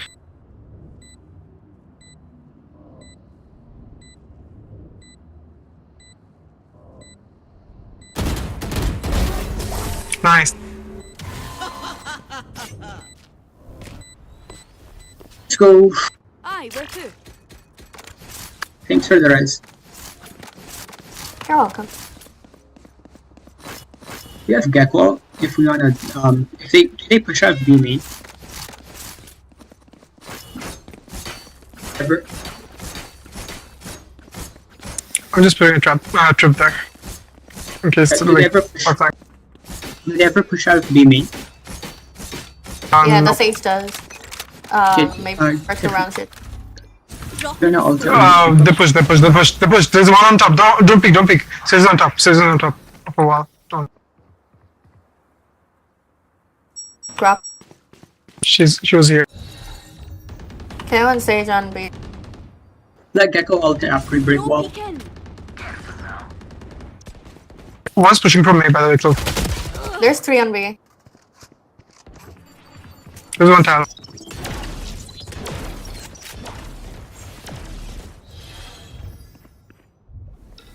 Drop in a smoke. Joke's over! You're dead! You're gonna push. Phoenix mid. He's pushing.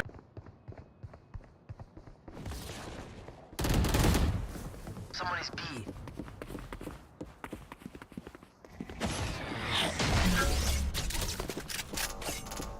They're not pushing B main yet. Spike One's pushing down B main. A. Last player Kyle. standing.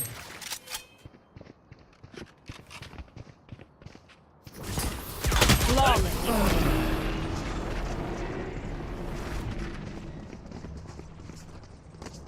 Let them try to get through me.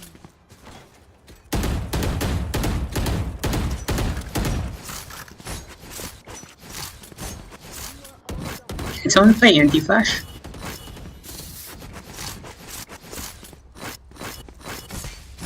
Does anyone know how to play anti-flash?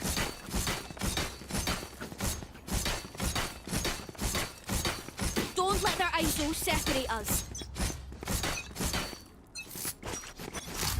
Here.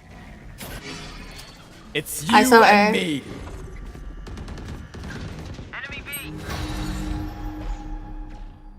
Drop in a smoke.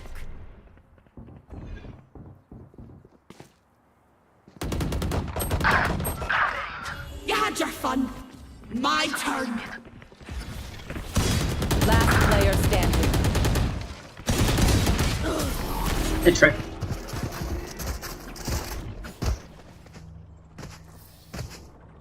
Match point. Now remember, wipe the prints from your guns. It's just good crime scene etiquette.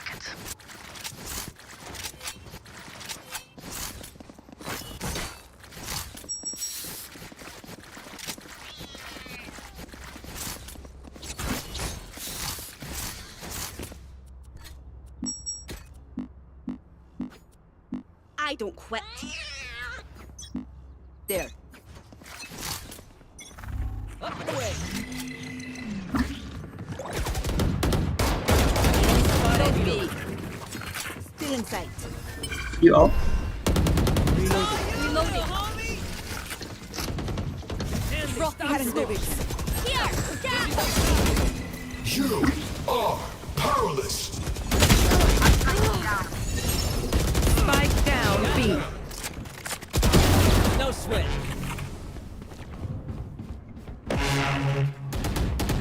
Reloading. One's up. I'm good for 3. One enemy remaining.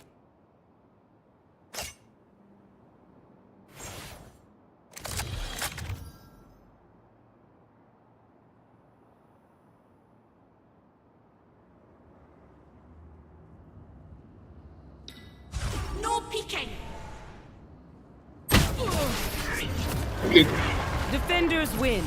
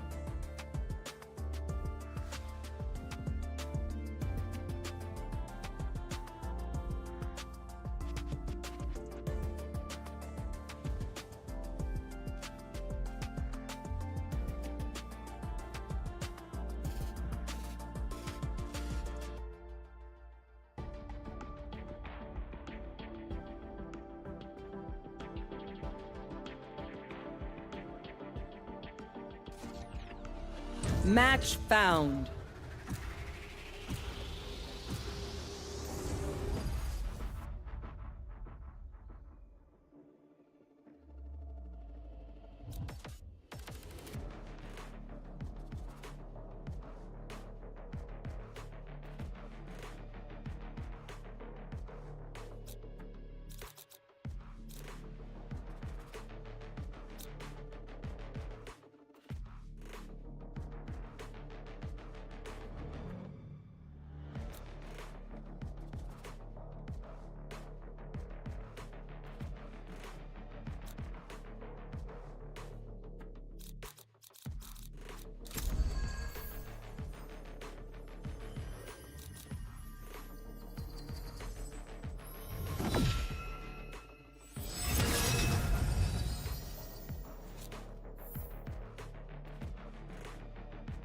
I've got all the time in the world.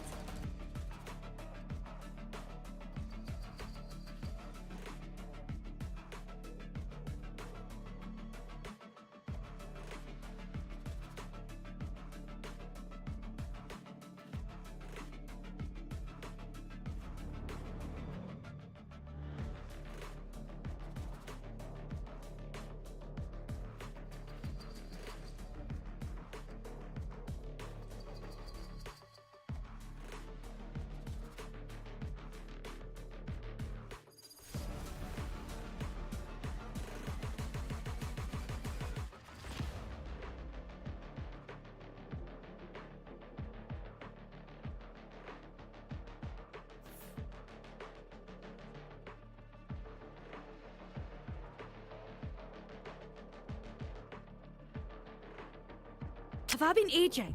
Like, at all? Still not sure how this whole living forever thing works. Hello. Yo. Yart.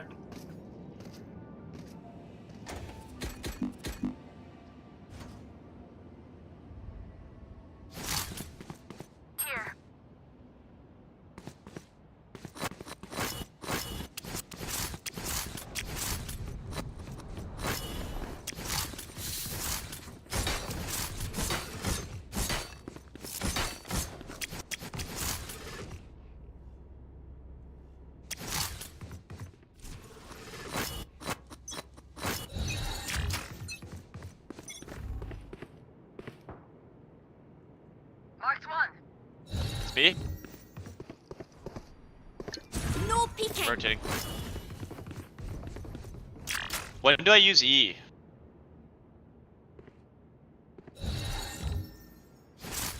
Where are they at though? Stand aside. Multiple enemies B. Goodbye. Enemy Spike down B. Gun here. There. They took TP in showers. One enemy remaining. Spike's here, Spike's here. Spike down A. I have Spike, Come for teleporter. Coming. Spike spotted. Ooh. Sage, heal me. We don't have a Sage, I trolled you. Here. He's over there. Here. Where I just pinged. Owie! Can you grab my sheriff? Refreshing. Thank you. Savor the good dreams while you can. Gun here.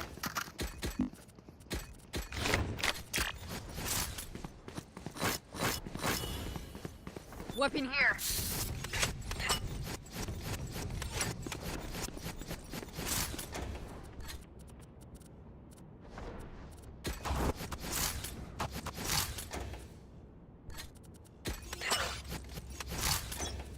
Could I have a drop?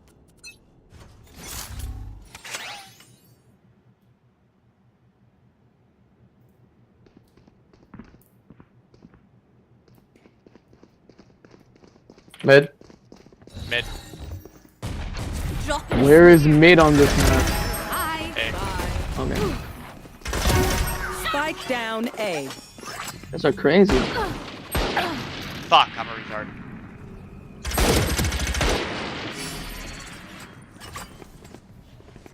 Gun here. Oh, showers.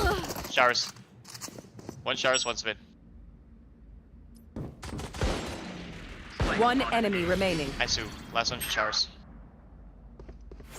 She might have walked out. Drop in a split. Where are you? Nice. I can buy a Vandal now. Wahahaha. Race it to the spike sites. The flick.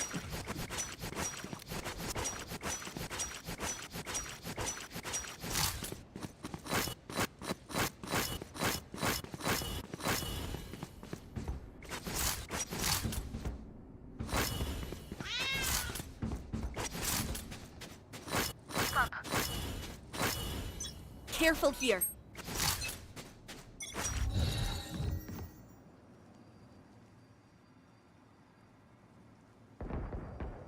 One.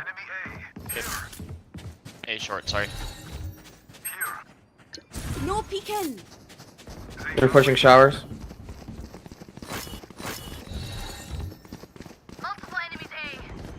I'll find you.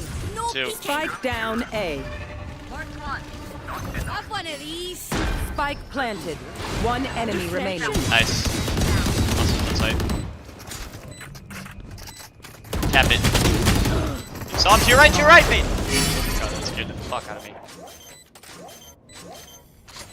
Reloading. Can I get half? Anybody want to buy me a Vandal? Little old me. Sure. Thank you. We're earning our vacation time. Need a I drop. have credits Thanks. if you need them. Weapon here. Yes, thank you, thank you.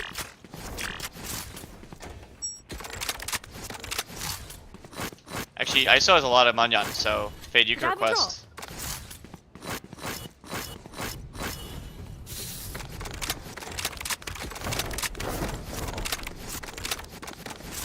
Could I have a drop?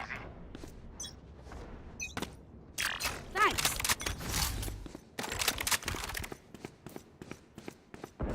That's me. 120 gecko. Oh, showers. How many were Where there? are you? In showers. No There's peeking. Take hold. No there. Peeking. Not your best. There.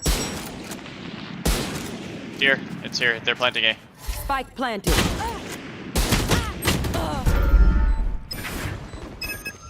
There they are. You had your fun. My turn. Not ready. Oh, I need help. That's three. Here. Last player standing. One enemy Stay remaining. down. My ult's ready. Showers. Drop lock in sight. Fuck. 40. Let's try. Pry open their minds. Find the weakness.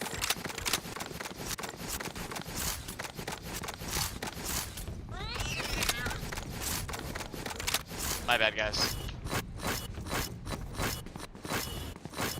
I'm an ult.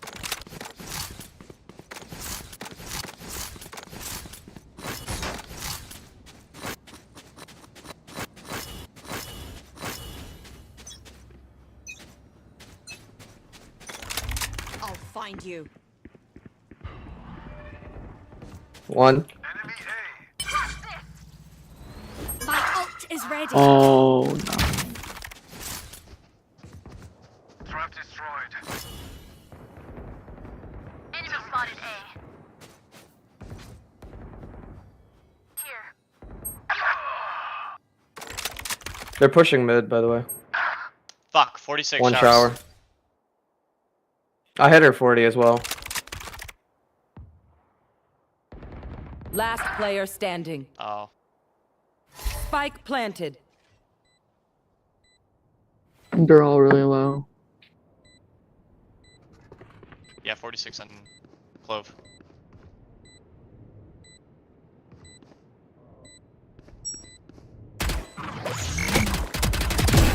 Nice.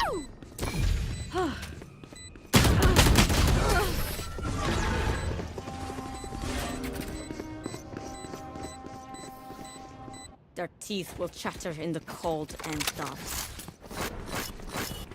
Okay, I'm going out in. Yes, sir.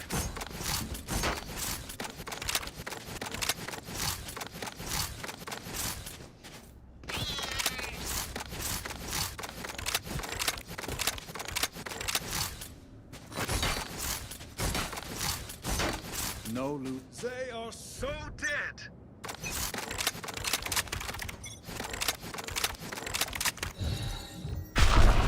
Scatter. Drop in a smoke. Where is he? Hey, oh, hookah. Multiple enemies A. Help. No peeking.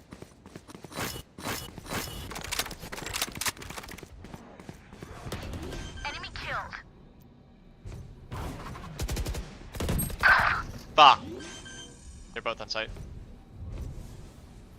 Spike planted.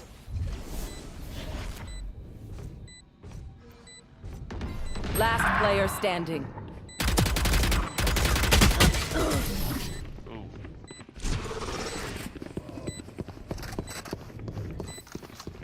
Okay, which gun to pick this time?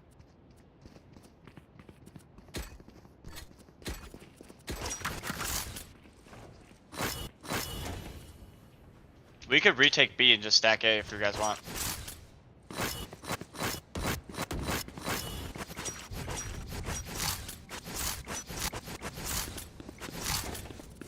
This is our home. Keep them out.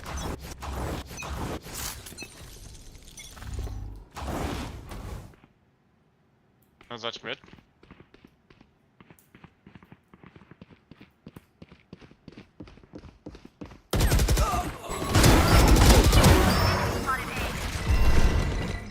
Oh. Nice. Mid. Back like I never left. Gotcha. Last one's mid. Spike down A. Fuck, he's mid still, 74. Last player To your left. standing. To your left. You went in showers? Drop in a smoke. One enemy remaining. Alt. Spike Fuck it, down alt. A. No distractions. What the fuck?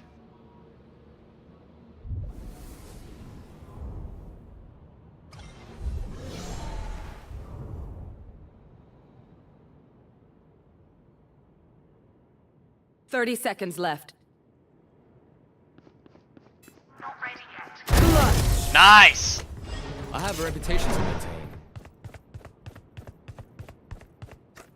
Aizo, that was beautiful.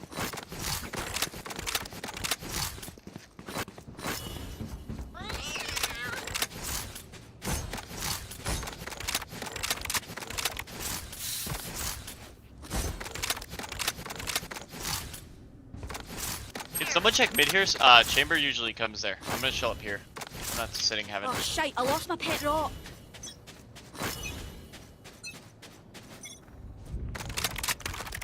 It's here. It's here. It's here. Come here. Come here.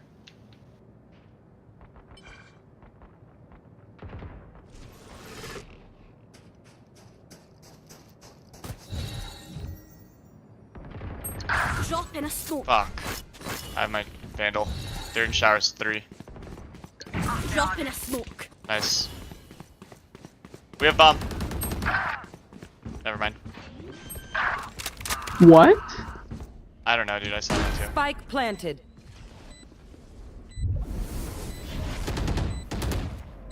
Last player standing.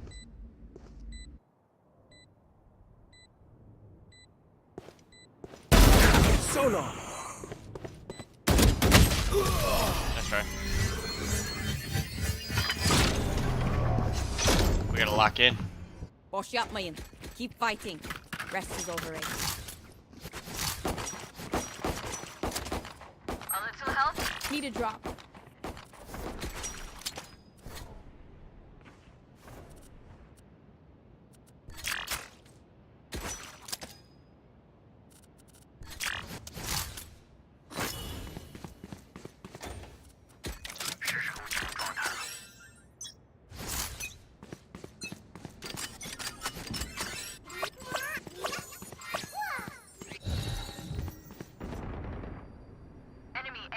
One mid.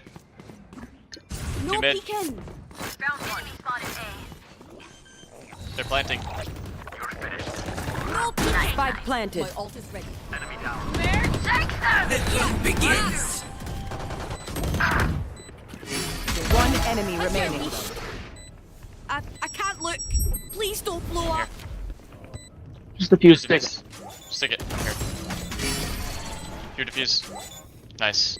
Good job, guys. Thrifty. Gun here. Well, you had good aim. Gun here.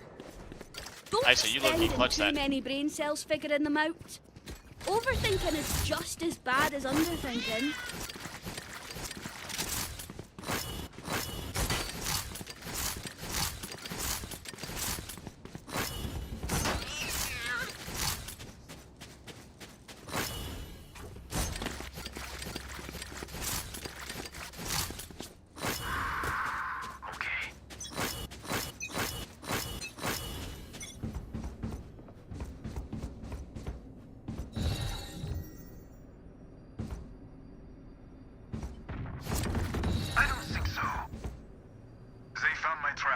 Mid, garage, or whatever that shit's called, window. I'm gonna go through. Reload in. Spike's here, Spike's here. Spike down A. There's one watching the window though.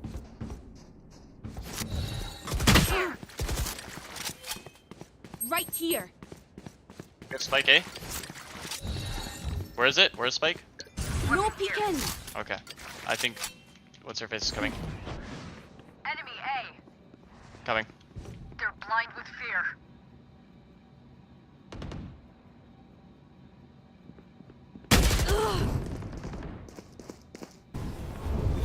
Where are you?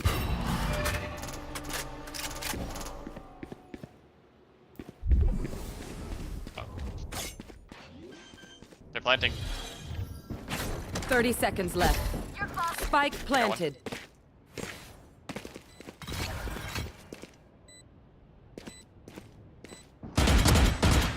Here. One enemy He's hit remaining. 120 heaven. Tower. Last player Fuck, standing. I'm a retard. No more Nice. distractions. No peeking. Well played. Save the day.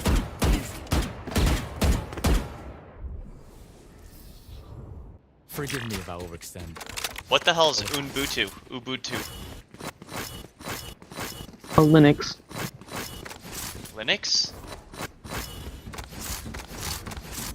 Ah, something for nerds. It's exactly that.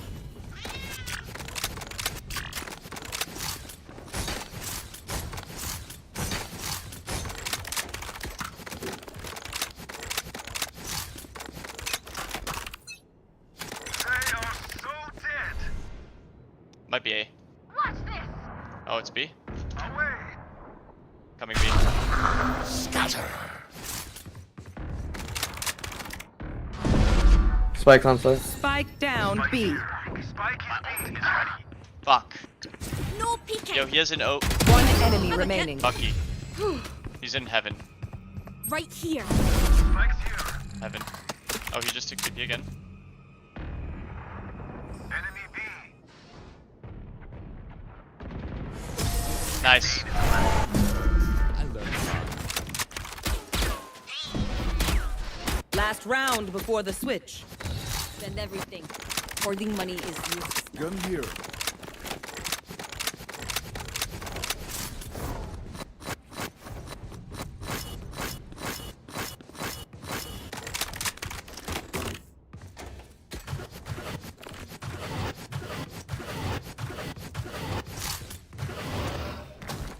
Time's up. Let's go.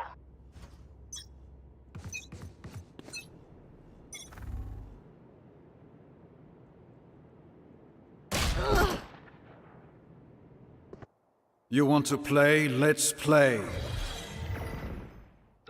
No peeking.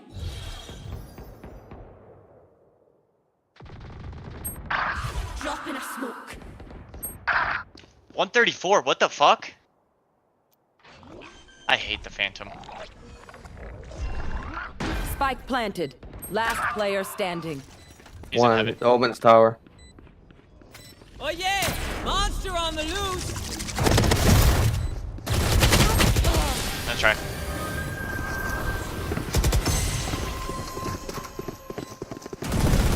Switching sides. Snack time! Sorry, only brought enough for me.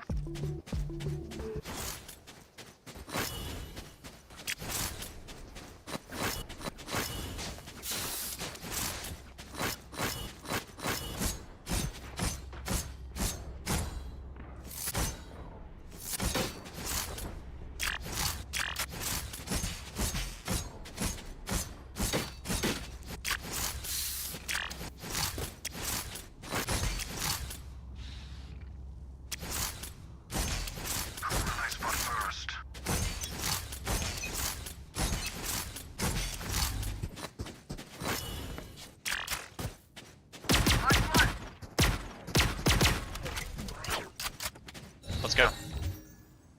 Drop in a smoke. Fuck! Drop in a He hasn't smoke. aimed down sight. It's not fair. Spike down B. Last player standing. Nice.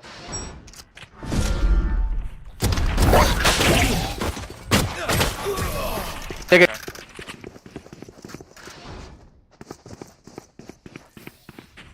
One dream ends, another begins.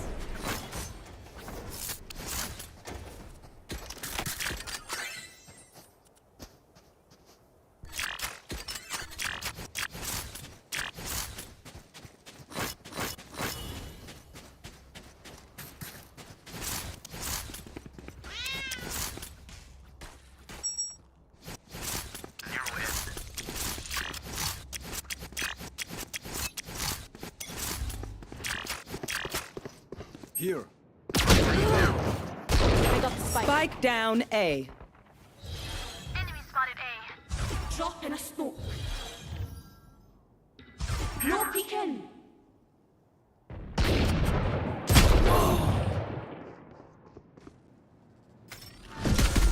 One TP'd.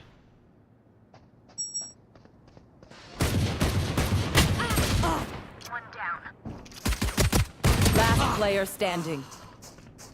Oh fuck. Spike dropped. Two.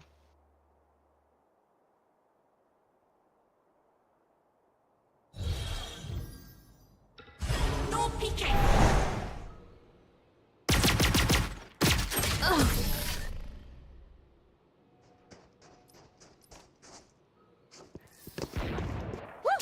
We got this.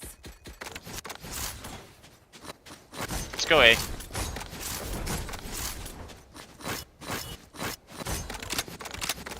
They're gonna have a sniper mid.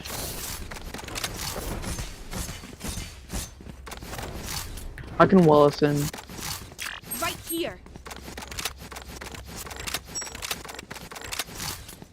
Where are they? Let me throw my C. Let me throw my smoke, and then that way Omen can't get his free smoke, or what do you call it? Marked one. No peeking. No peeking. Bring them down. Enemy spotted A. Have one of these. Enemy spotted A. Yo, backside. Spike planted. Chamber clove is there. Where? Where? Ping. Last player standing. Damn. Fuck. I don't know. I had two there.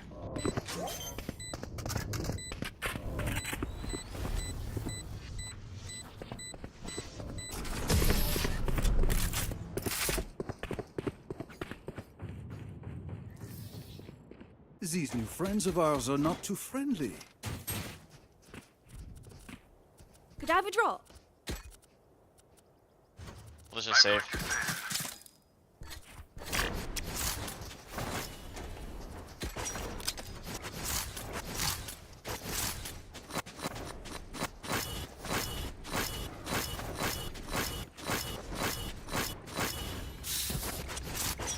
ISO, it's up to you, baby.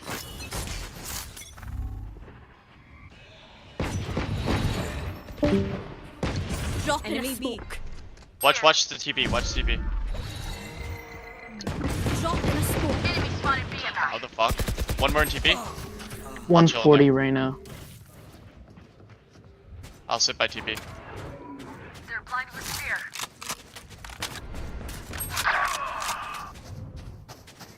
Here, she's hit 110. Help! Gun here. Where are you guys? Oh, you guys went. Reloading. Reyna's flank. Peeking.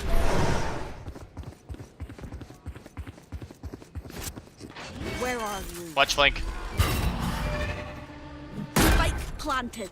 Just hide somewhere. To your left, to your left! Last player standing. Oh, you saw him, you saw him. One's right behind you. Behind you, behind you, behind you. Refreshing. Nice try.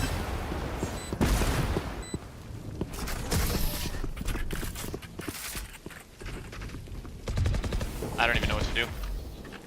Wind, show me where to go.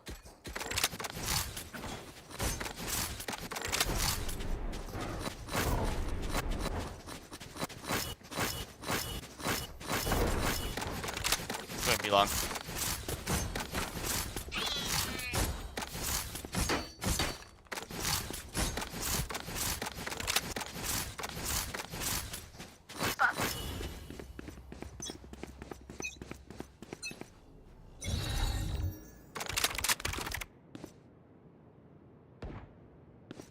Enemy spotted B.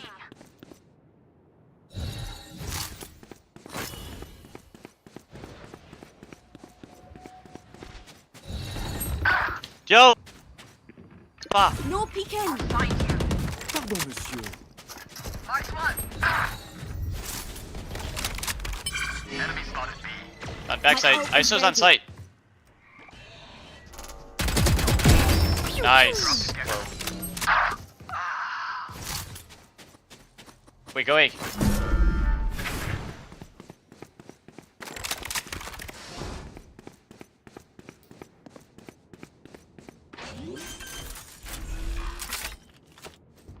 Spike planted. Play safe. Play backside. Play backside. Drop in a smoke. Last player standing. Back like Last I player never standing. left.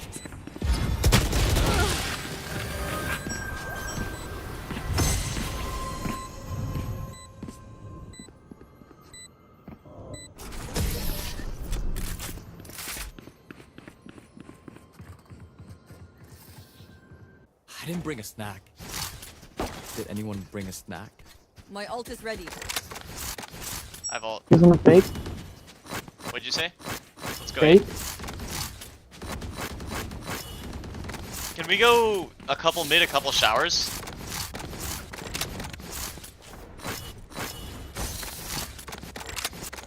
My ult is ready. Okay, sure. I'm down. This far. What's this?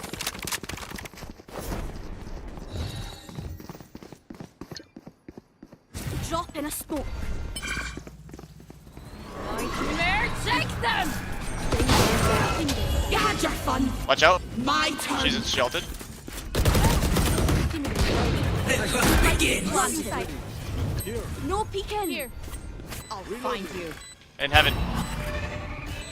Marked one. Enemy spotted. Target down. My ult Nice. is ready. One enemy remaining. Refreshing. Here. There you are, you shit.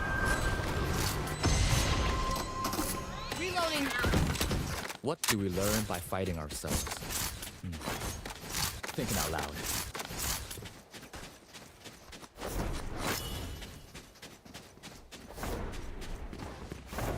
Same thing.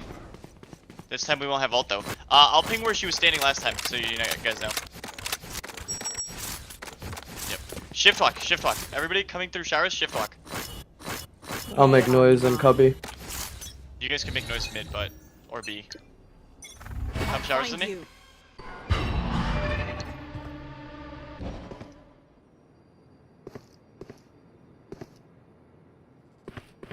One heaven. Yeah,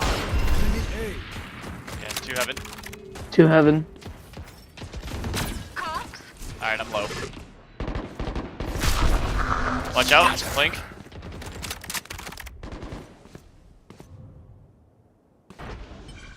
Let's go B. I'm too low. Here.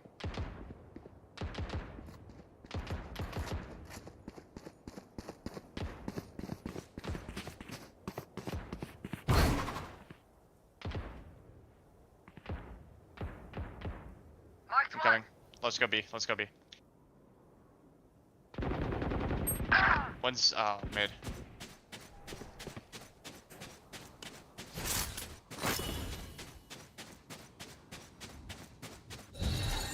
We're getting flanked. No peeking. 30 seconds left. I'm him. Where was he? Let me just go. Down B.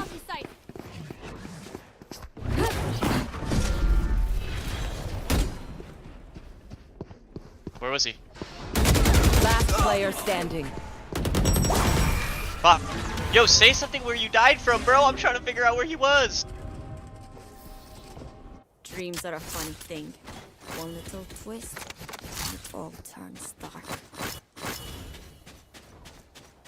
I'm gonna ult someone. Just ult down here, like through here. Come here. B short. We all just run B. Yeah. Ult B short. ISO. So that way you could at least No get promise I win though. I'm not gonna lie. That's fine. I'll find her body. Get on with it. Give it Odin. They are so dead. Ult. Ult. No distraction. On my mark. Here, enemy. Drop in a smoke. Dude, peek him! What the fuck are you waiting for, Clove? Here, where I am. Drop in a smoke. One's in heaven. 126 Clove. Gecko's in backside. Clove is one shot. Planted. Wait, don't make sounds. Clove's hookah. One enemy remaining. There. Hookah? One shot, one shot, Play 126. slow, play slow, play slow. No, don't keep. I'll just let you think about that one, alright? Well played. Just same shit, guys. Again, their fear is a crack, and the crack is fresh.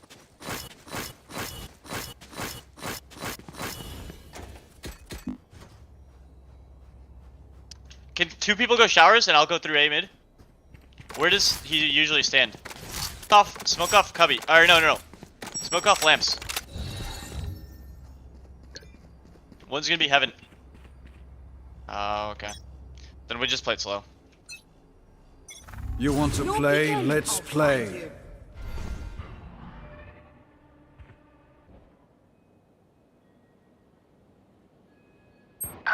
Oh my god, he's in there. No peeking. Nice. No, watch out. He's in heaven with ult. Show me a target. Don't peek him, he has ult. I have shield. Not you. Gecko's there. Gecko's on site, he has an Odin now. Odin with Gecko there. Fade, go. To your left. Last player standing. Down. I don't know why you Lamps. You're deaf, Fade. Yeah, just take the left. Match point. They have courage, but no one is immune to fear. Request if you need buy. I need a gun. Thank you. Thanks. I got you. I think we lost. Let's go to be B. honest. I kinda wanna go B. I can't carry this.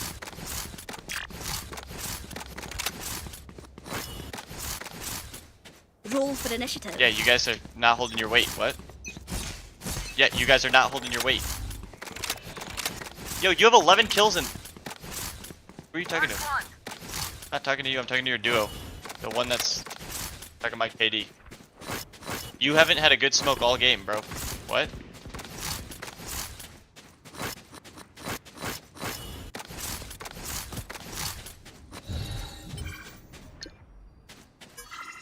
Dropping smokes. Making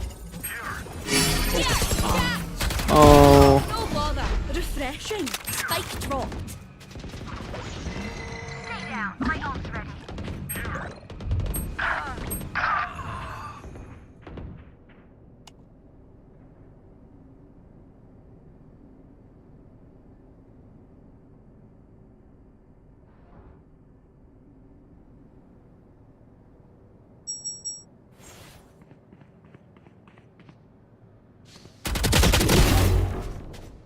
Last player standing. Back like I never One left. enemy remaining.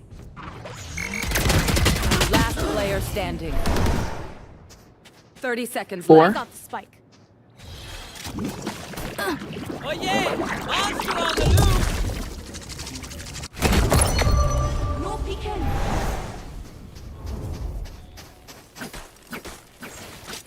Clutch. Yo, Defenders Fade, win. quit game. Quit the game. Quit the game, Fade.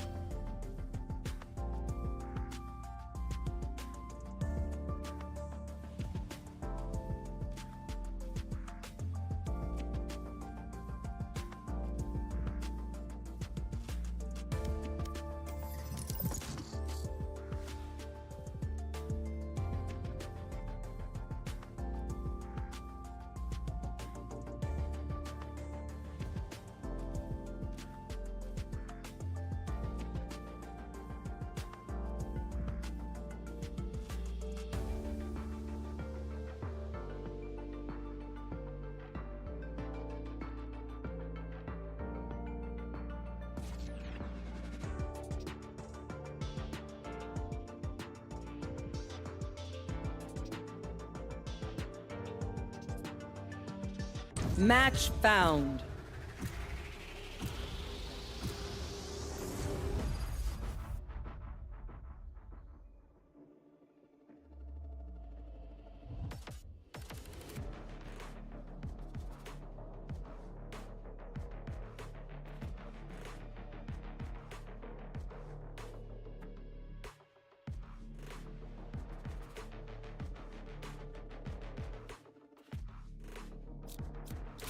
I've got all the time in the world. What the fuck?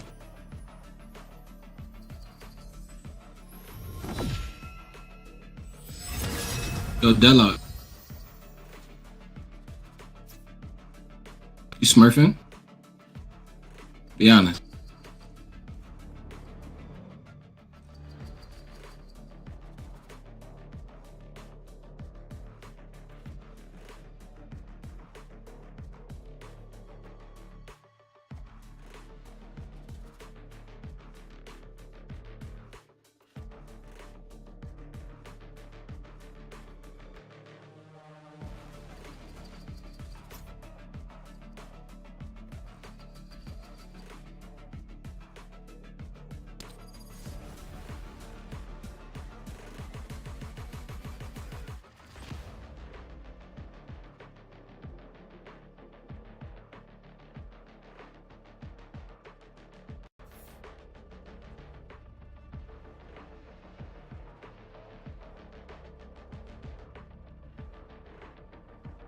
That gecko gambles his own life for Who just those asked that, creatures. Reyna? You want it to know Reyna? Make the hard choice. Yes, I will.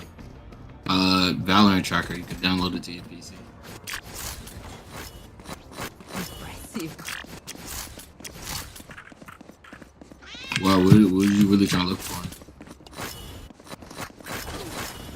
Yeah, nah, it just shows you your ranks and what everybody thinks. Go, go, go. Yeah, that definitely helps.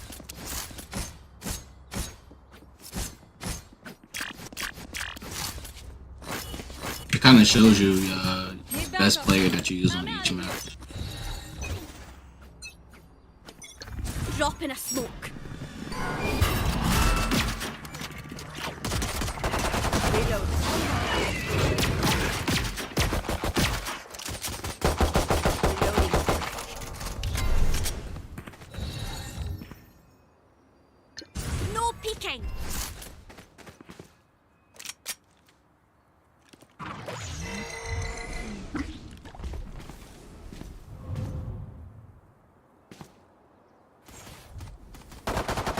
Taking that. Target spotted. A.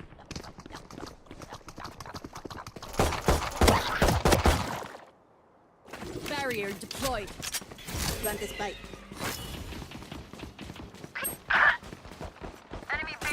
One enemy remaining.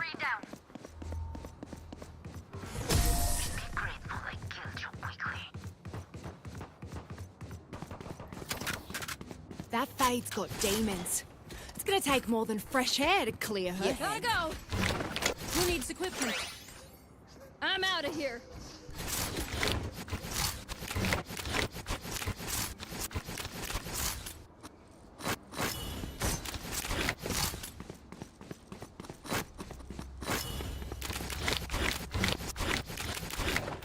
Wrap 'em up, Lockie.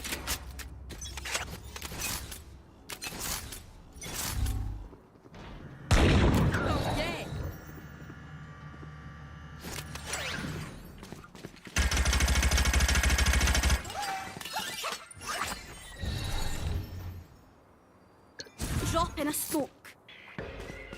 Mark it.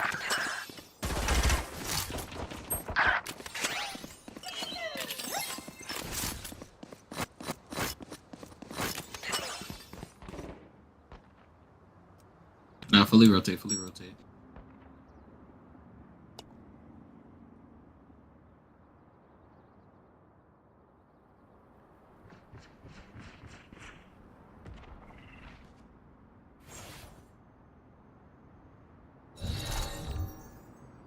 I gotta get on side. Drop in a smoke. Blocking movement.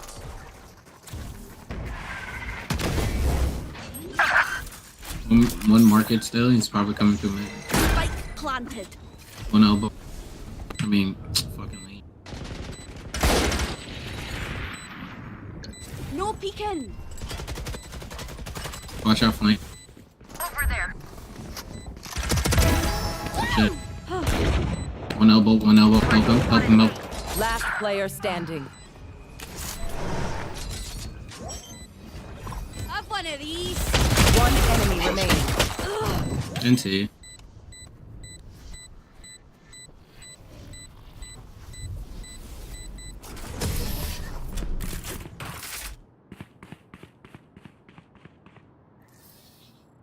Listen up.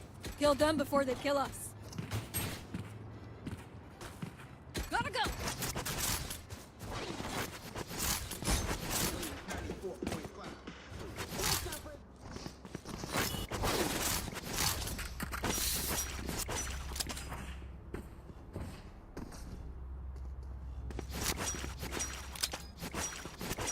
Push through any doubt.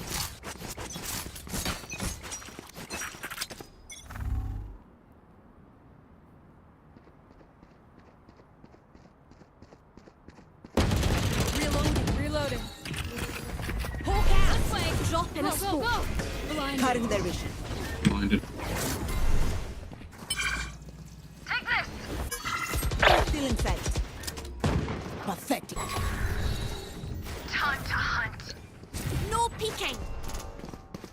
Gun here. Reloading.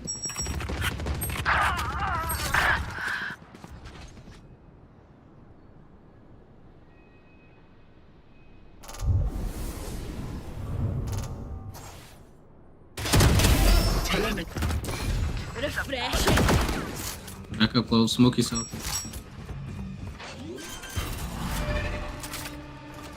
There's one coming from lane. Planted. Last player Drop in a standing. smoke. One enemy ult is remaining. ready. Probably behind you. Nice shot. Back like I never left.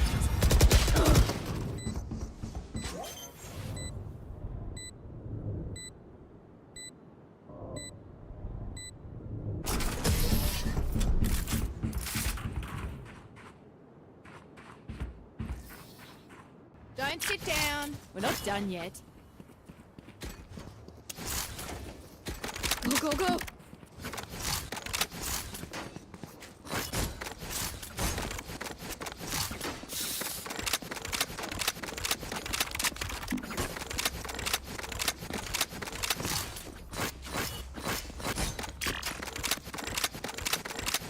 No prisoners.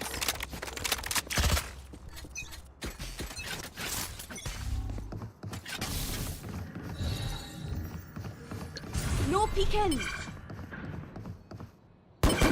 Reloading. This way. Gotta go. In sight. No peeking. Cutting their vision. Have one of these. Watch out. Hold Blinded. My ult ready. Reloading. Spike planted. Blocking movement.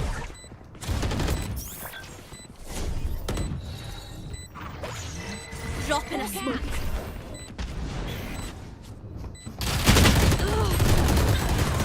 Down with. Last player standing. Hostile down. Hold them to their grave. Ultimate ready. Nothing there.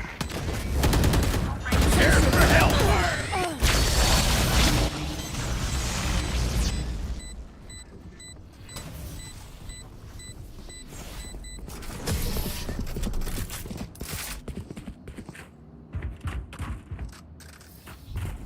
Charge and shoot. Easy enough.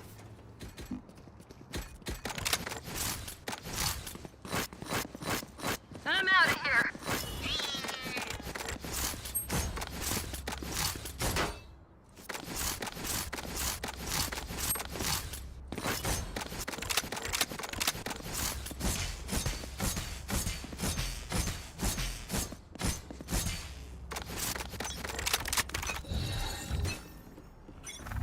Drop in a smoke.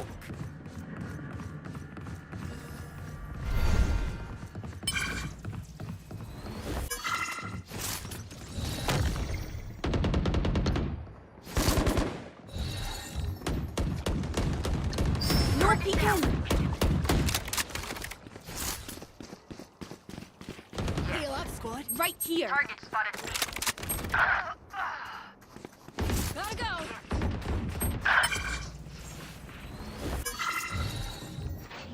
Drop in a smoke. Right planet.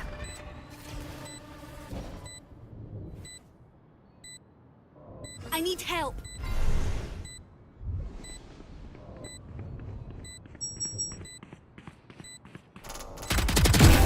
You club. Woo! You had your fun. My turn. Bye-bye. Drop in a smoke. Cutting their vision. Last player standing. One enemy remaining.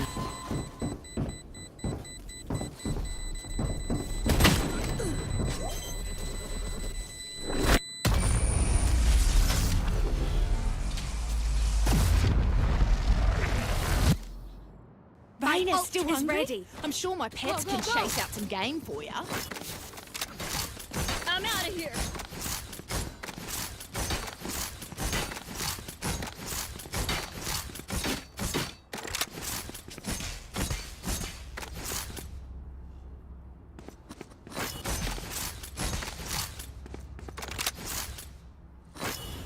I'll show them.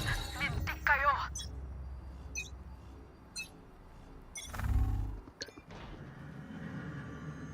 No peeking.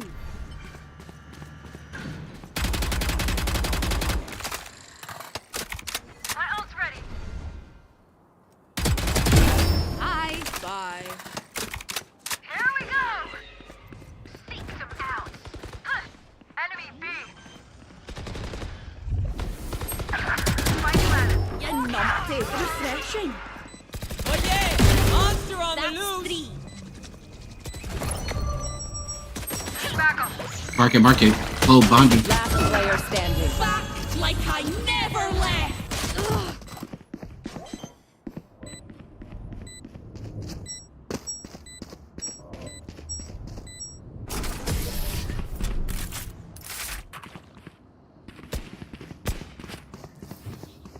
Tara, clock ticking.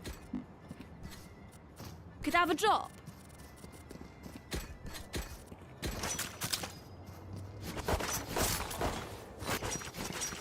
I'm out of here.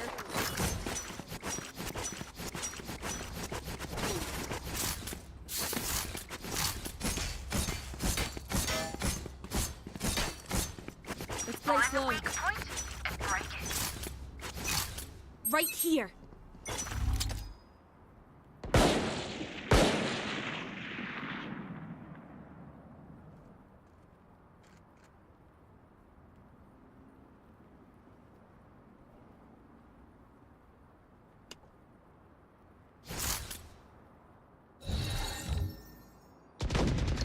No peeking. Right here.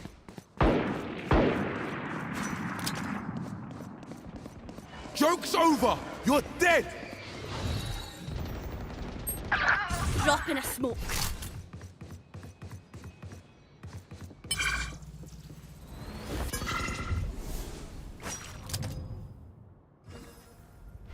Careful here.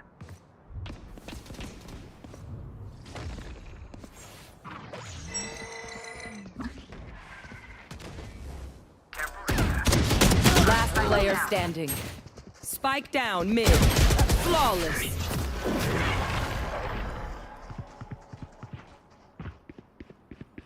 One downside to being immortal.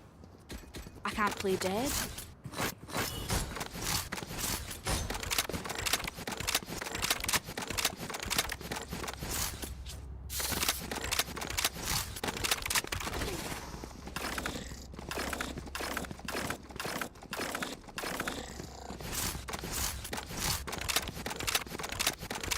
Come in, shut them down.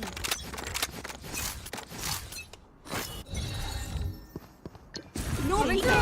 Go, go, go. Drop in a smoke.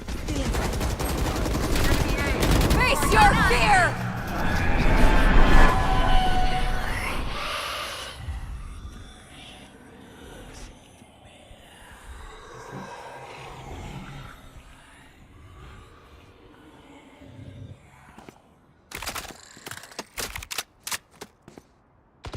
Gun here.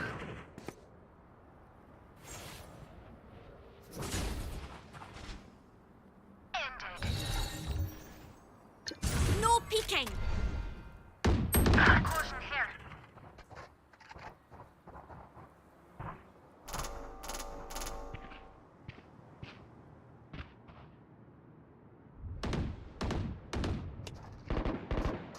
Ultimate ready.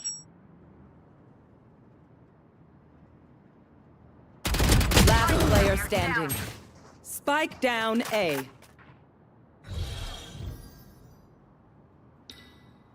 Team Ace. No peeking.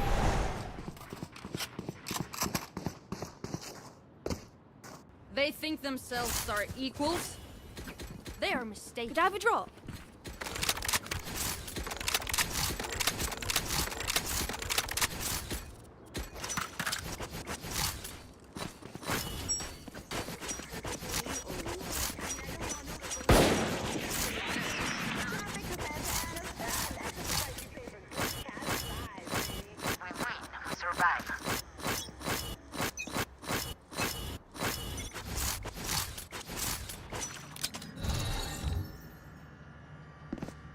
Drop in a smoke.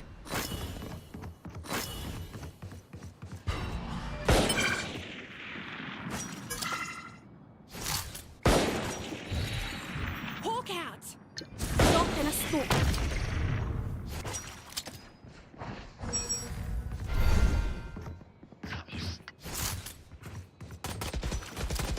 Reloading. Careful here.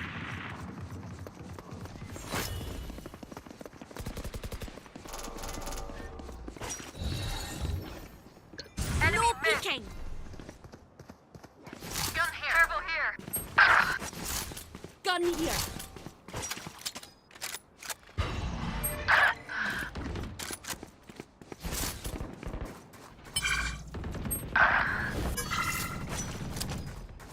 Barrier deployed.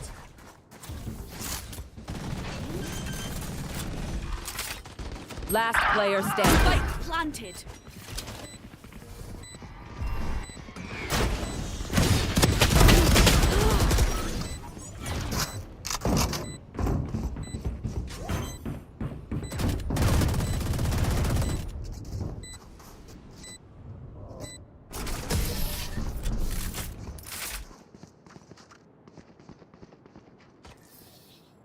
My ult is ready. over there. Can't place it. Like us, but Gotta go.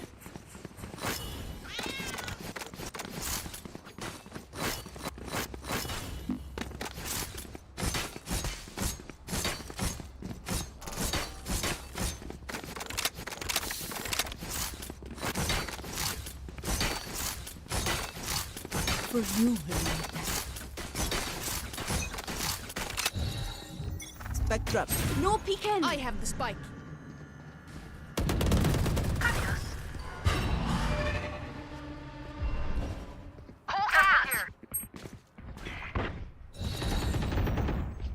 Drop in a smoke. Need backup.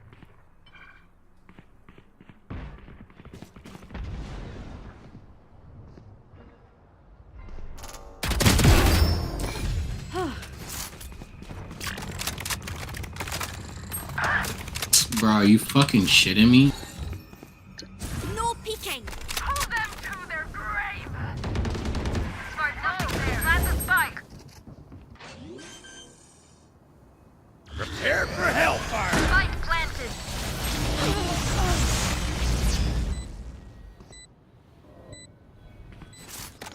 There.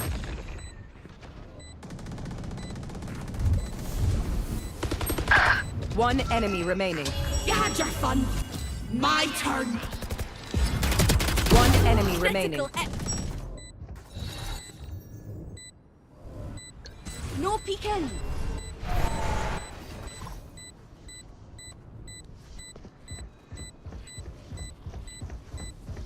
Here, catch. You were barely worth the effort. Hi. Fight's not over, you know. My ult's ready.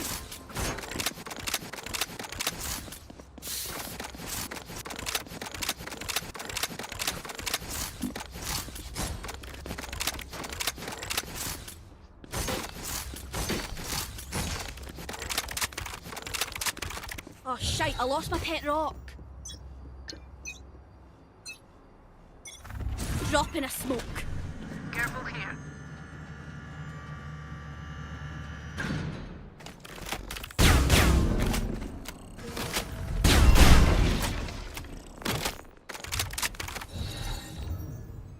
Drop in a smoke.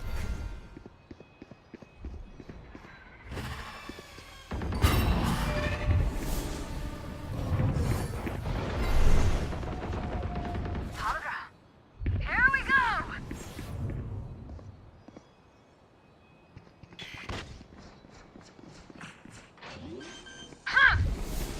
Enemy B. Spike planted. Watch out! No peeking! They will cover.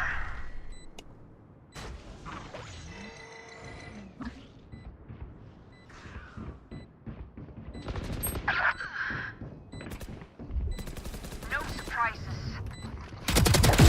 That's you. Refreshing. Last player standing. You alright? Have one of these. No charges. One enemy remaining. That's 3! Back like I never left! Clutch. There's a name for this. Oh yeah. Second-hand embarrassment. Last round in the half. Last call for all the things we need to kill him with. Buy up.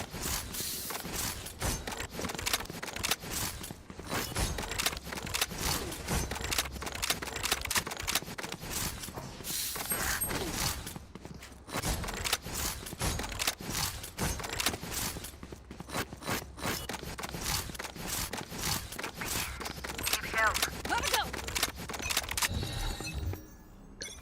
Drop in a smoke. No. I'm watching here.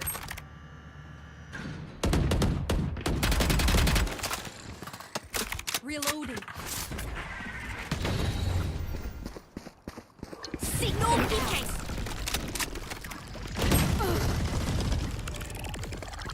Found one. That spike area's down. Spike down A.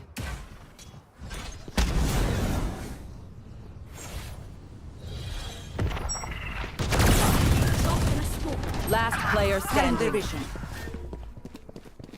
Oh yeah! Monster on the loose! Flawless.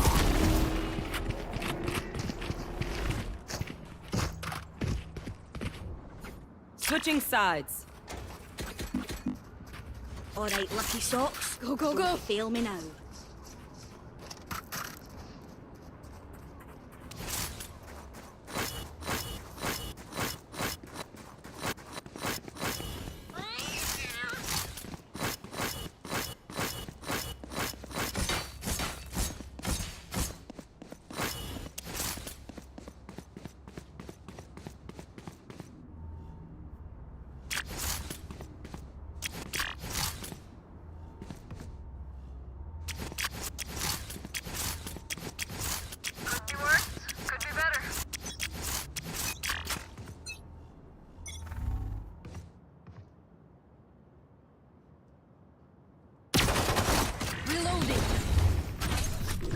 No peeking!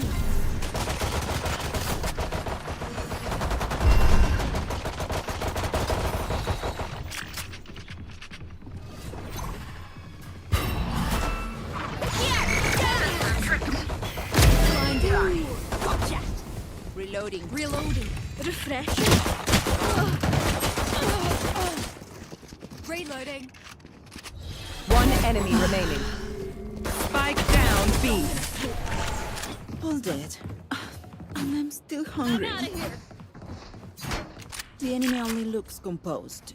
Their hearts tell a different story. Hub integrity compromised. Backup repair systems failed. Begin emergency shutdown in T-2 minutes.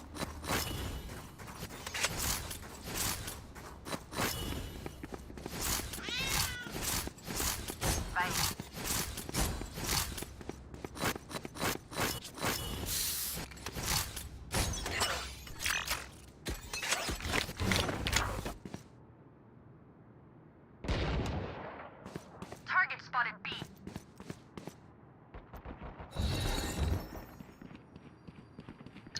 Drop in a smoke. No surprises. Blinded. Multiple enemies. Spike down B.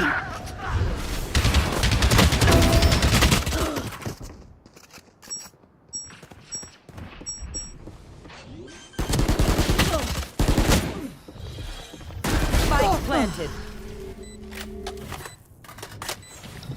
No peeking. Last player standing.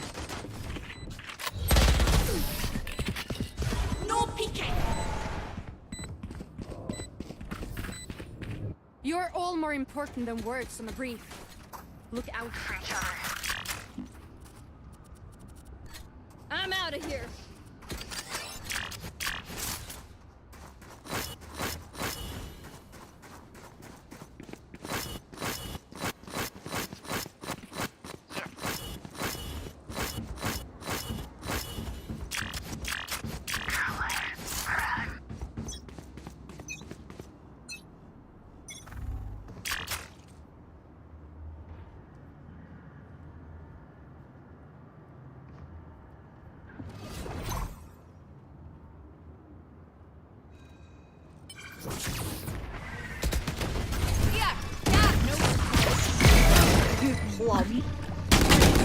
One enemy remaining.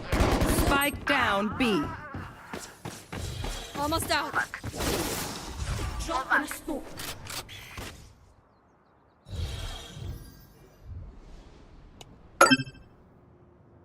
Hawk out. Gotta go. You had it coming. Go, go, go. Strike is B. I'm over them. I can buy. Who needs what?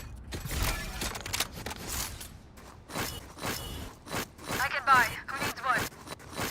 Nope. I can use the drop. Thank you. On my mark. Go, go, go. Yep.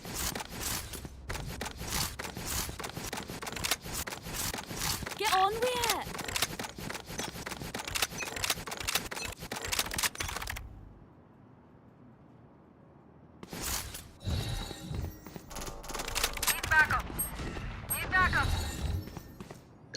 Drop in a smoke.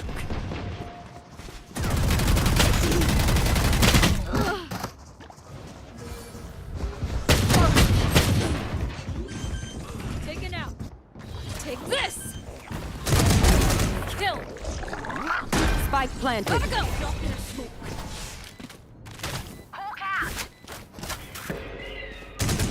I'm out of here. Enough. One enemy remaining. Blinded. There. No peeking. Salamat, thanks. Don't even start that shit here, mate. Gotta go. Combat is a means to an end. And we are the I'm out of here.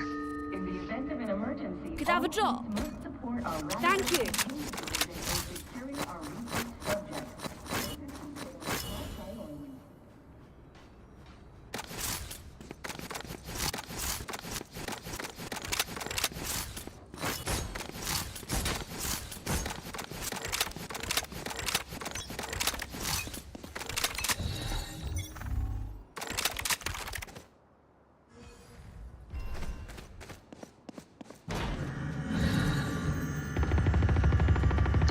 No peeking.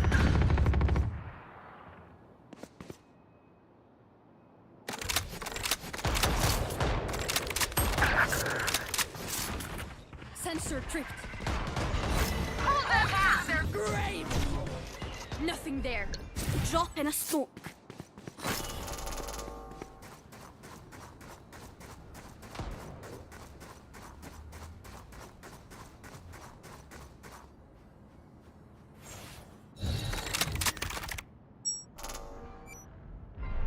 Right here. Right here.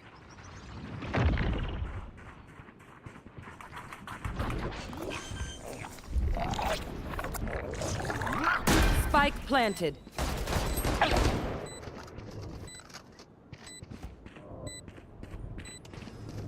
Joke's over! You're dead! Hawk out. Blinded. Enemy spotted A. Drop in a smoke. Last player standing. No peeking.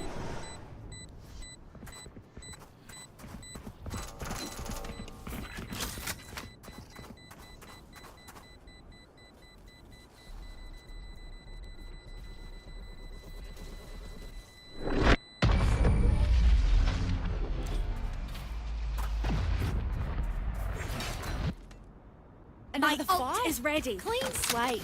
Let's leave whatever happened in the past.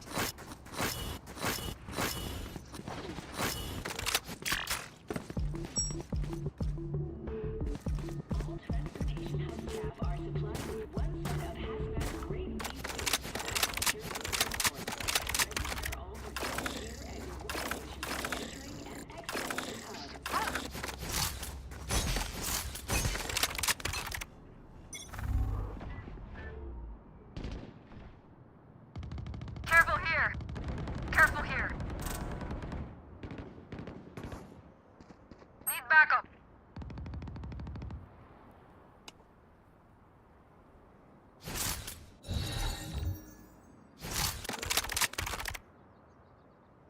Sensor down.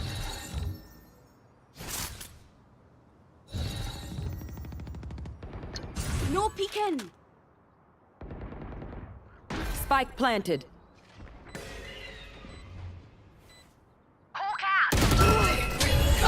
Like I never left.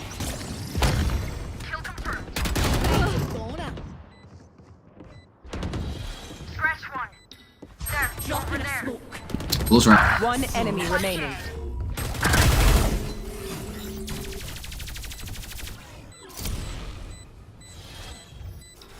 Drop in a smoke. All is well. Please stay alive. I hate making new friends. Thank you.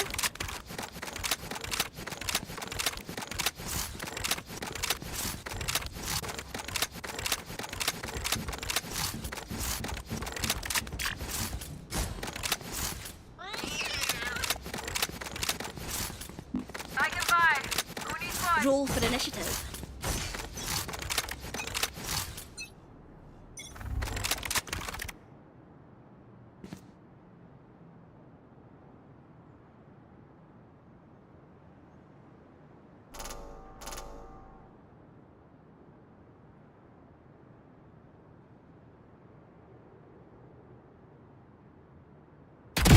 You numpty. Here we go! Yeah, Miles, ready? You had your fun. My turn. No fucking shot, bro.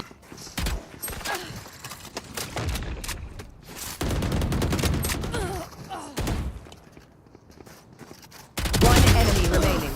Last player standing.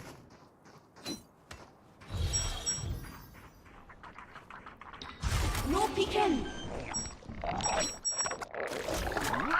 Spike planted.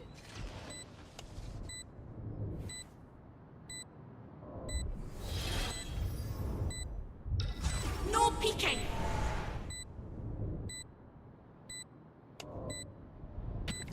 Cutting their vision.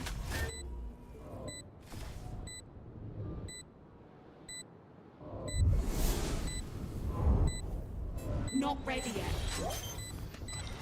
Drop in a smoke.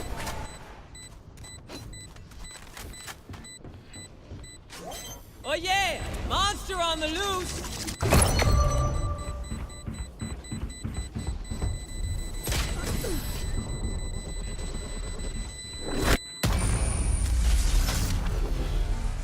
You know, I could just outlive them. Nah, bullets are quicker. Go, go, go! For our ascent between dimensions. Please be mindful of the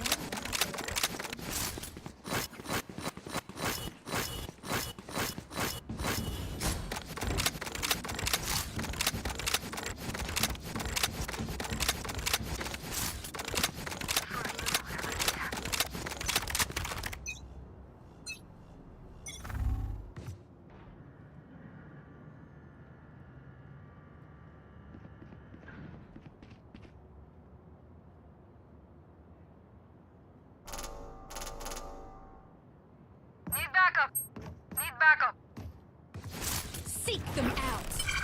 Prepare for hellfire! No surprises. Buried.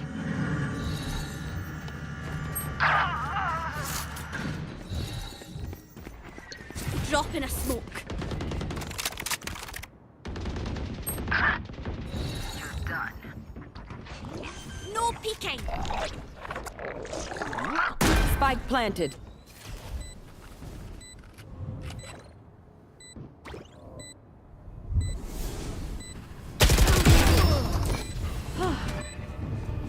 One enemy remaining. Probably elbow. Ult is ready. Good shit. I'm just trying to do my job here.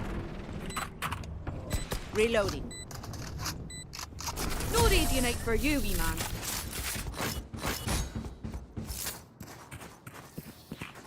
If you see one of my creatures, it's a good thing, alright? We'll figure out what they do eventually. What do you need?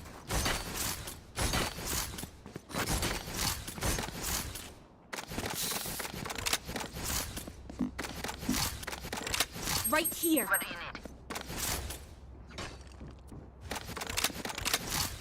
Ah, break's over.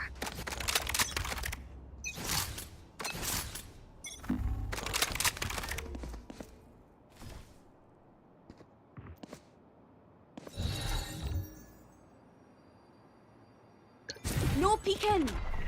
Look out!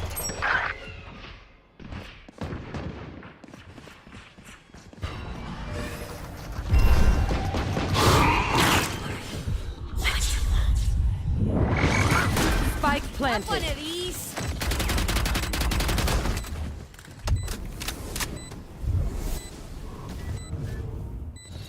Careful here. Drop in a smoke. Got one. Go, go, go. Rocking movement. Oh yeah! Monster on the loose! One back like I never left. Go away. Enemy B. One enemy remaining. Last player standing. Clutch.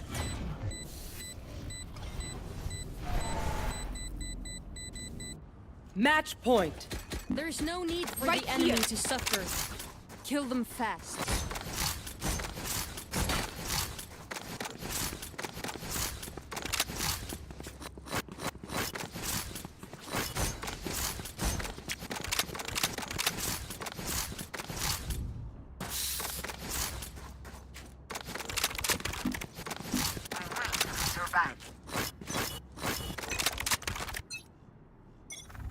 Still in sight.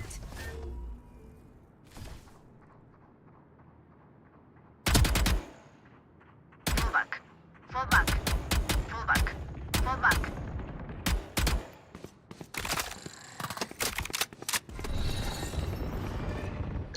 No peeking. Sensor trick. Reeling them in. Target escape. Face your fear!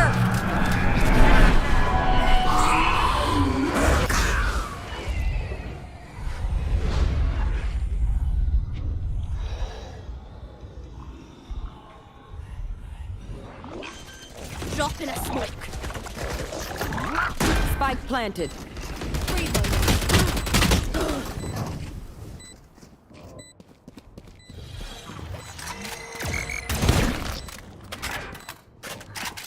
Careful here. No peeking. There. Taken out.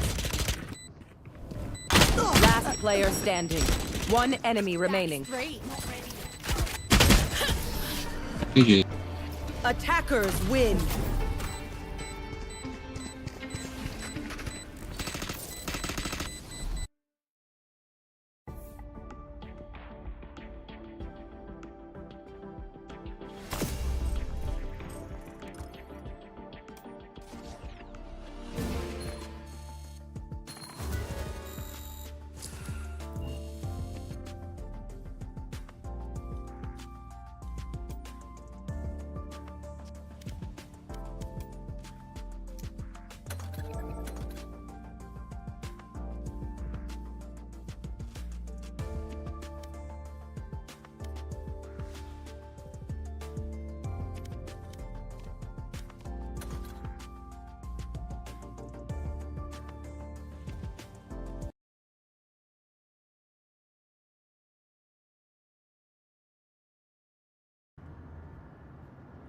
Yes. 100%.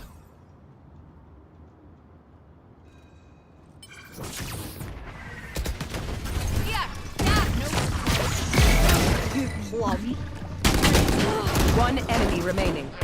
Spike down B. Good job. That exhaust was perfect. Yes. I tried to time.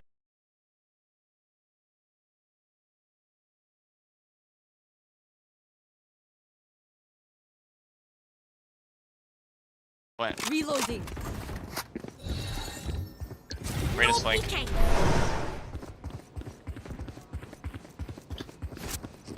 Where are you? Watch flank. Spike planted. Just hide somewhere. To your left, to your left! Last player standing. Oh, you saw him, you saw him. One's right behind you. That's Behind you, okay. behind you, behind you. Refreshing. Drop in a smoke. Watch the TP, watch the TP.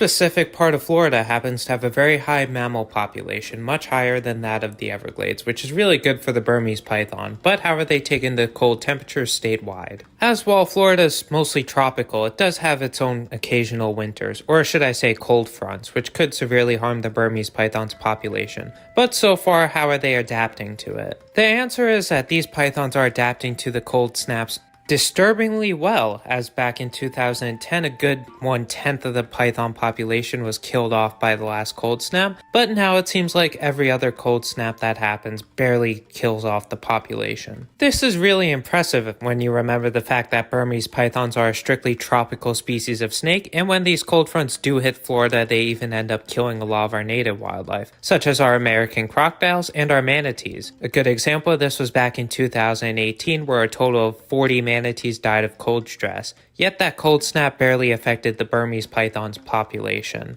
This is due to three things which could possibly contribute to the Burmese python's spread in the future. The first of which is their adaptability. As over time, many of the Burmese pythons have started to learn that when cold snaps hit, they could simply go underground, and Florida has two different species of burrowing animal which allow for this to happen. The nine-banded armadillo and the gopher tortoise, both of which do extend up north, with the gopher tortoise in particular extending up into central Georgia, and the nine-banded armadillo stretching a little farther north into the Carolinas, but also spreading pretty far west out into about the Midwest. But while pythons might be adapting to learn that they could simply hold out the cold in these burrows, what they can't adapt for is long-term winters. These pythons don't exactly brumate or hibernate, so they really can't stick out for too long in these burrows. And on top of that, one of these species, the gopher tortoise, happens to inhabit dry scrub areas primarily, which isn't even the habitat pythons like, as they typically prefer much more humid habitats. So this restriction, in addition to the fact that Burmese pythons, no matter what, simply can't take really cold temperatures for a really long period of time, such as what would normally be experienced north of the Carolinas,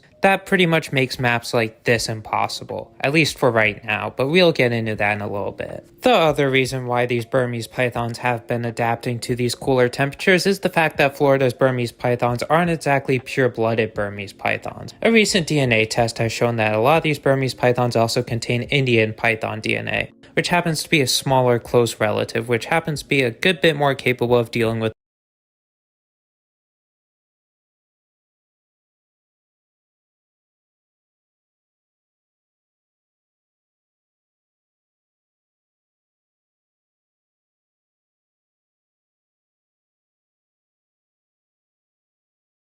Hidden among the trees and towns of Pennsylvania lie the remains of amusement parks with incredible stories, some filled with joy, while others marked by tragedy.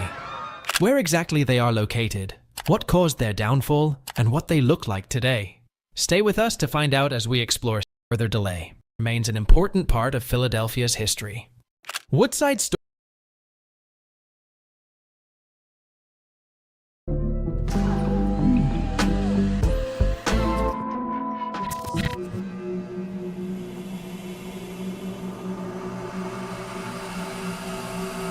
What's up guys, my name is Jake and welcome to Abandoned, episode 55. Back in the summer of 2019, we went on a road trip through the northeastern United States. It was the same road trip where we filmed the astonishing Nevele Hotel, and for some reason we were approaching Atlantic City for the ending of our journey. But we weren't going there to enjoy the beaches or try our luck in the casinos. For a while now, I've known about a troubled hotel development on the New Jersey coast. A massive, modern glass tower that looks like a shining star and an otherwise somewhat dated skyline of aging casino hotels. One that at one point was abandoned.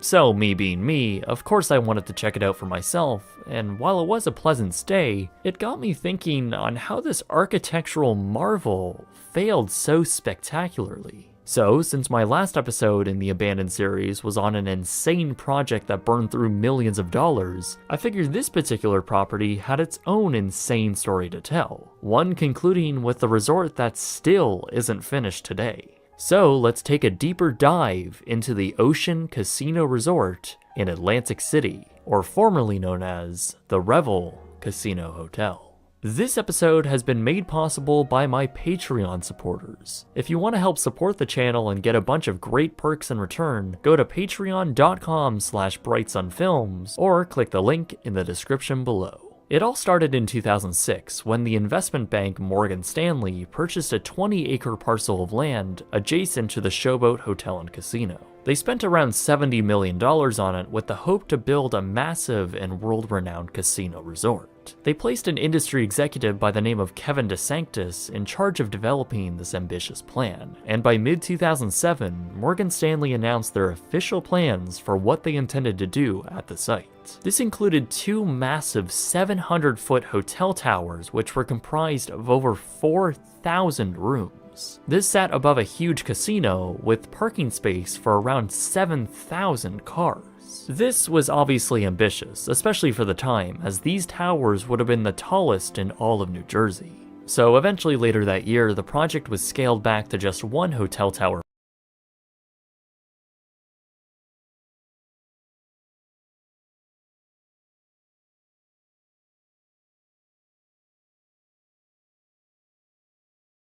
for now, with an opening date of 2010. It was called the Revel Casino Hotel. Construction broke ground in late 2007 and went vertical by early 2008.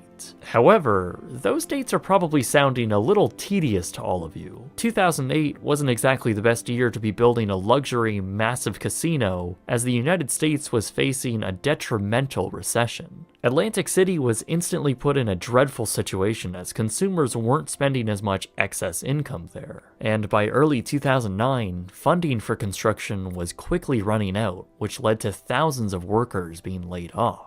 Progress then slowed just as the tower was topping out. Suddenly, the Revel appeared to be not such a great idea as the shining tower rose above a now depressed area. By April of 2010, in a shocking move, Morgan Stanley decided to pull out of the project after investing over $1.2 billion.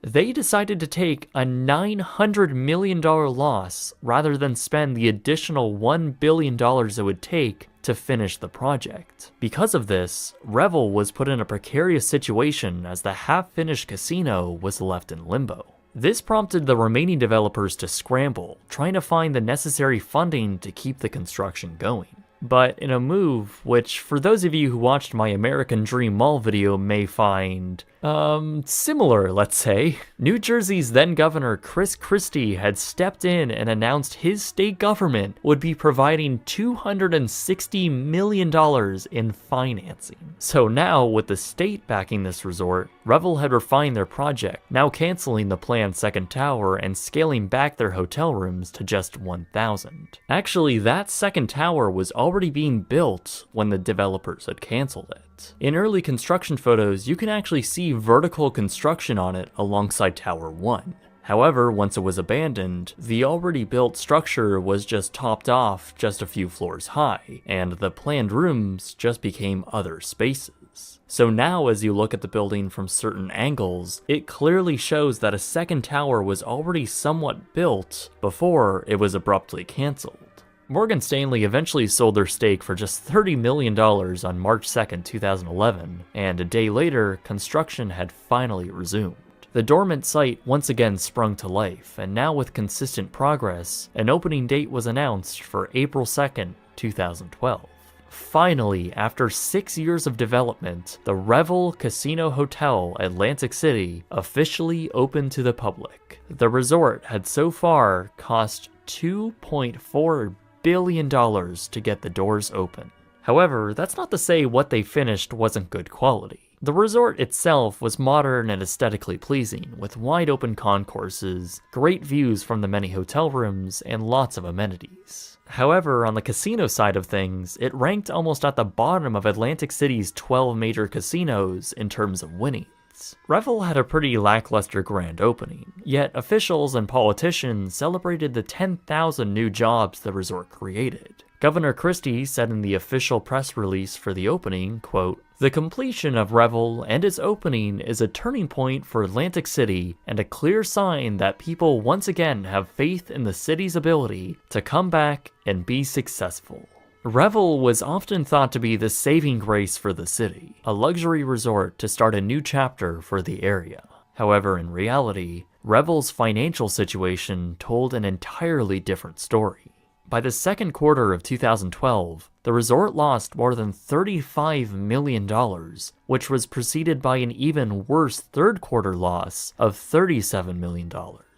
By November, casino officials were throwing up the red flags of a potential bankruptcy, just as Atlantic City claimed Revel failed to pay $12 million in property taxes. They also still owed over $50 million to independent contractors. Despite securing over $100 million in long-term loans, the resort still couldn't keep up with the massive amounts of money they were losing. By February of 2013, just 10 months after opening, Revel had filed for Chapter 11 bankruptcy protection. They were over $1.5 billion in debt. In the filing, Revel had declared that the resort's value had dropped from almost $2.5 billion to now just $450 million.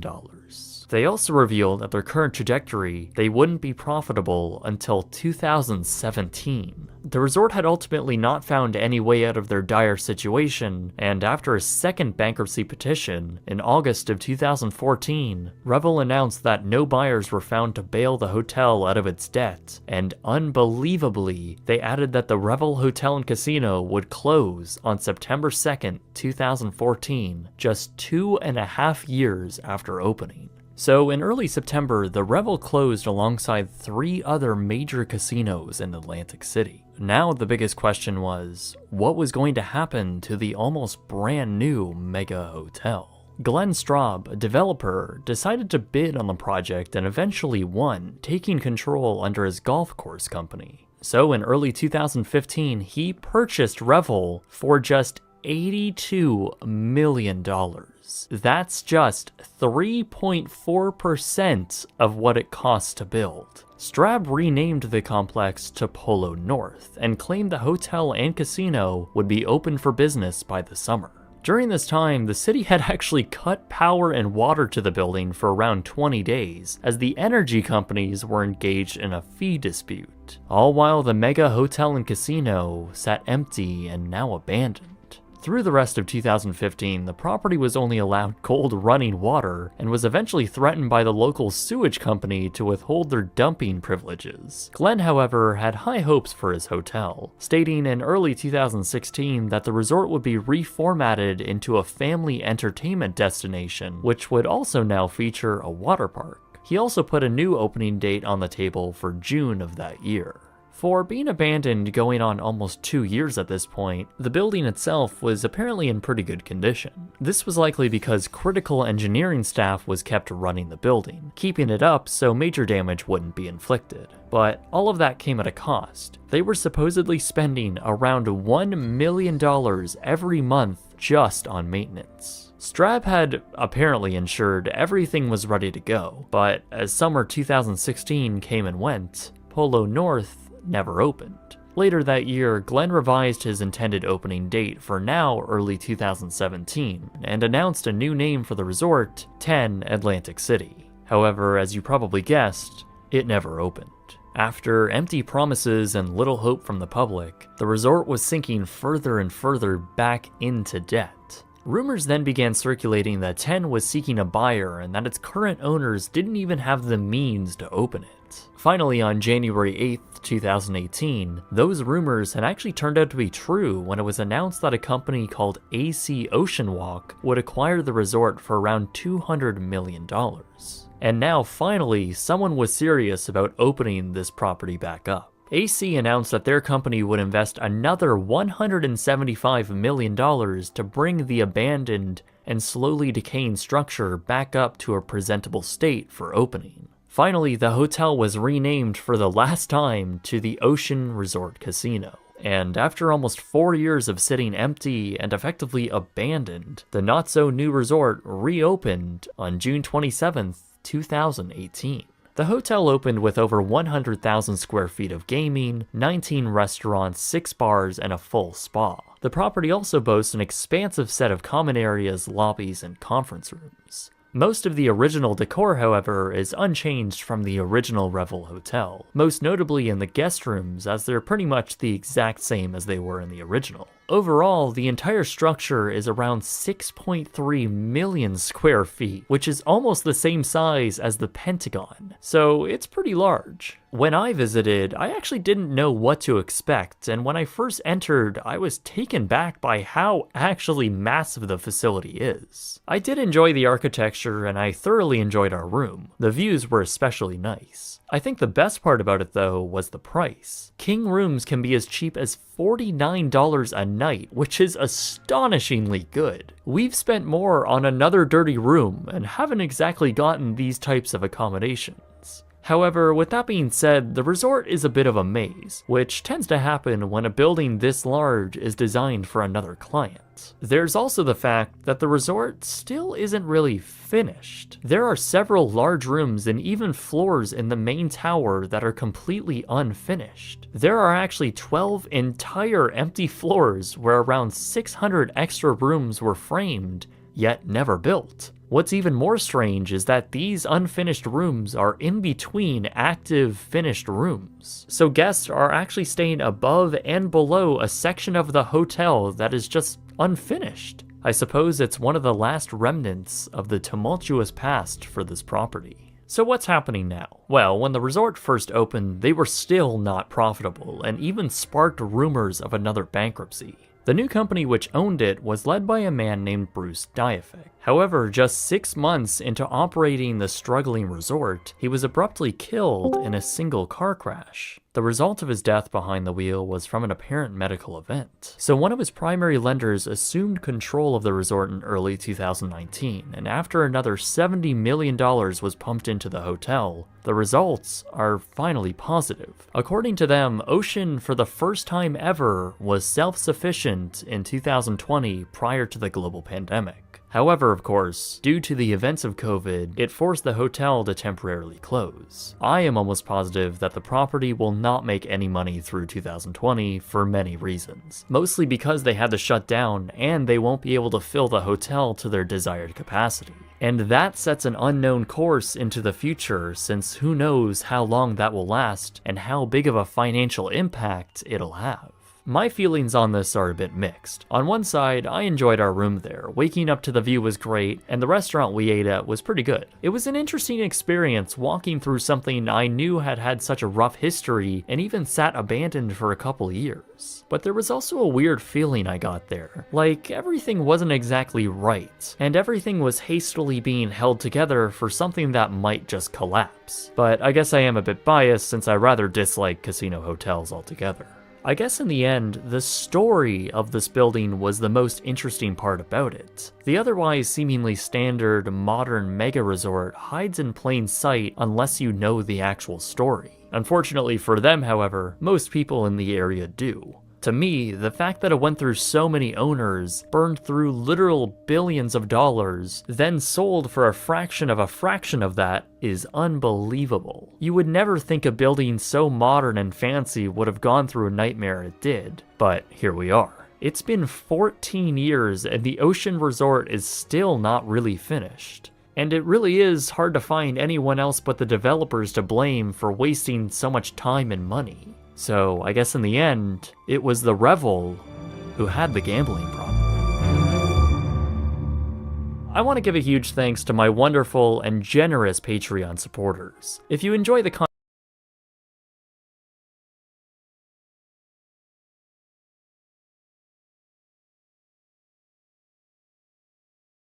around 4 miles down the road from the famous Grossinger's Resort sat, at one point, another iconic property. It operated for decades not as an amenities-rich hotel, but a star-studded one, known as the place Jerry Lewis chose to spend his downtime. But as this once iconic hotel declined, along with most of the Catskills, it eventually turned into a condo complex, and would later meet a violent end and be left completely abandoned. What's up guys, my name is Jake, and in this 90-second episode of Abandoned, let's find out how this hotel rose to fame, declined over decades, and was left completely abandoned in a state of isolation. We'll also hear from those who actually lived there, and ultimately had to abandon their own belongings. This is the Browns Resort, later known as Grandview Palace.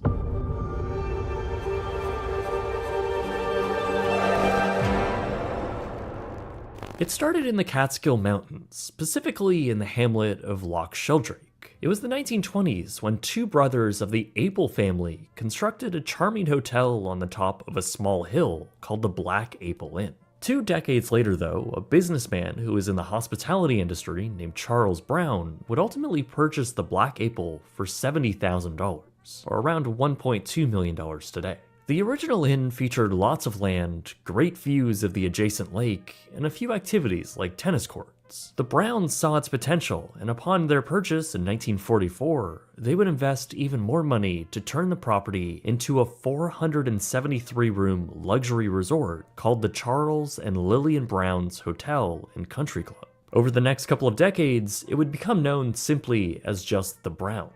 But that didn't mean it lost any of its panache. In fact, the resort would expand over those decades and become a very notable resort. This was a time when the Catskills was a popular tourist destination. Nicknamed the Borscht Belt, it was an area that catered to Jewish Americans, primarily those who lived in New York City. Upstate New York and the rolling Green Mountains within the Catskills provided a serene and inviting escape from the hot summers in the city. I've talked about and actually been inside a few of these resorts which had sprung up during this time, notably Grossinger's, which was literally just down the street from the Browns. Regardless of all this competition though, the Browns continued to grow as a popular and friendly hotel with a certain level of prestige. Between balancing its down-to-earth friendly atmosphere with Charles and Lillian Brown prominently featured on marketing, to a resort that also catered to the wealthy and famous. Notable actors, musicians, and comedians from the city would often trial their new material in the nightclubs of these upstate resorts. The Browns was no exception, and over the years hosted notable people like Sammy Davis Jr., Tony Bennett, Woody Allen, Jackie Mason, Bob Hope, and most famously, Jerry Lewis. Jerry was a regular at the property and actually grew up working for the Browns at a different hotel. Jerry's association with the property was never lost, as he would be worked into a mural while his caricature and name would be used in marketing for the property. All in all, the Browns was one of the most successful resorts of its kind, and it boasted all types of amenities, like a glitzy stage theater named after the marquee celebrity called the Jerry Lewis Theater Club. There was also a lovely indoor and outdoor pool, as well as vast acreage, 260 acres to be exact, all to find relaxation in. The buildings were modern with swanky hotel rooms, many featuring private balconies, while the drive up was lined with perfectly manicured flower beds. New lodging wings would be renovated with styles straight from the West Coast, the resort calling it the Beverly Hills Wing, with quote, Hollywood-style rooms. The Browns was not only considered one of the most luxurious hotels in the Northeast United States, but also one of the most famous. However, the tide was beginning to turn for these famous resorts within the Catskills. By the late 1970s, vacationers were now presented with increasingly more exotic vacation options with the advent of air travel as well as the rise of the cruise industry. Instead of spending your summers a few hours north of Manhattan, you could instead fly to France, or maybe take a cruise to the Caribbean during the winters. As these vacations were on the rise, tourism to the Catskills began to decline. This was especially true as rail lines had begun to scale down their service to the region. But then, the resort suffered an even greater loss. In 1978, Charles Brown had passed away, leaving sole ownership of the resort to his wife and co-owner, Lillian Brown. She continued to operate the resort with year-over-year declines in occupancy. This continued through the early 1980s, where improvements and expansions to the business were being planned. In 1985, the Browns announced the Inner Circle, a group of luxury townhomes made up of around 162 units. The idea was that so many guests had been regulars there that it might make sense to allow them to buy units and live on the property. This was a popular concept at the time, since the hotel portion of the business wasn't seeing the same occupancy, while vacation rentals and timeshares might have been the answer. Investors who bought Grossinger's down the street thought so, and Lillian Brown was just following suit. But changes were still in store for the complex. Lillian, who was 82 by this point, was persuaded to step down as president and give power over to her grandson. The change offered a public sense of a new direction for the resort, and perhaps would reassure banks and investors that the hotel was still in competent hands. With the Browns Hotel, and really all of the Catskills resorts failing to attract younger visitors to the area, business was overall poor. As a result, the hotel started to fall into disrepair. The now 100-acre property was a lot to take care of, and without sufficient money coming through the door to pay to keep it going, the Browns began to lose control. After a failed acquisition of the property, the Browns filed for bankruptcy in July of 1988, owing more than $11 million to over 200 creditors. Despite the dire financial position, the resort's operators claimed that occupancy for the summer was good, nearly filling all 570 hotel rooms. However, since the property was operating on a seasonal basis, the hotel closed in the fall of that year. The property soon went into foreclosure and was sold at auction for $5.3 million. Lillian Brown and their entire family no longer had control of the property, and Lillian herself would pass away in 1987. The new owners, a development company based out of New York, had wanted to continue operating the complex as a hotel. By 1990, and after $2 million were spent on renovations, the Browns reopened under new management as well as a new logo. However, the rebirth of the hotel was short-lived. After burning through millions of investment dollars, the property once again filed for bankruptcy and was put up for sale.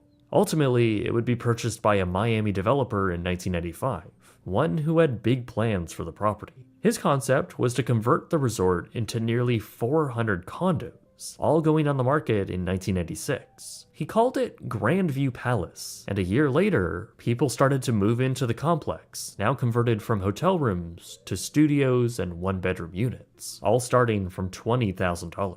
Half the units were sold on the first day, and over the years, newspapers would have full-page ads selling this investment opportunity. The actual conversion into condos, though, was pretty interesting, mainly in how it was done. Each hotel room had been converted, largely with people who wanted to use their condo as a vacation home, though some residents did live there full-time.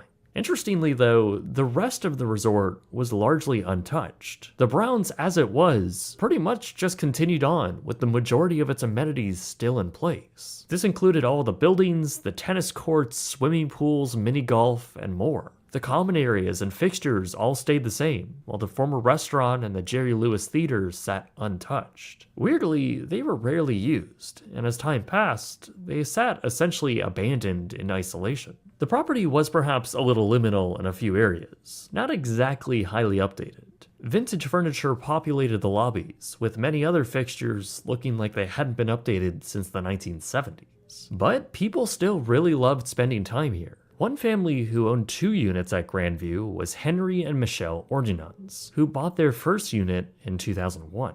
Yeah, well, we liked the environment. The unit was like smaller hotel, like a hotel type unit. You know, we met a lot of friends there, and we had parties and stuff like that. It was just a nice place to be. While many people loved their resort like a condo community, there was also lingering issues stemming from the building's sheer age. Reported on in the Times Herald Record, in 1999, Grandview Palace received an engineering report that the building had, quote, major structural deficiencies, particularly noting exposed wiring, roof leaks, and violations in the boiler room. The estimated repair bill at the time had come to over $1.3 million. But it does make sense why this report came back the way it did. The core building was built in the 1920s, with structures that bridged off of it built in the decades after. Most of the bones for this building was very old, and we know that the last operators had a hard time keeping up with maintenance. But as years passed, the property continued to face violations and continued neglect.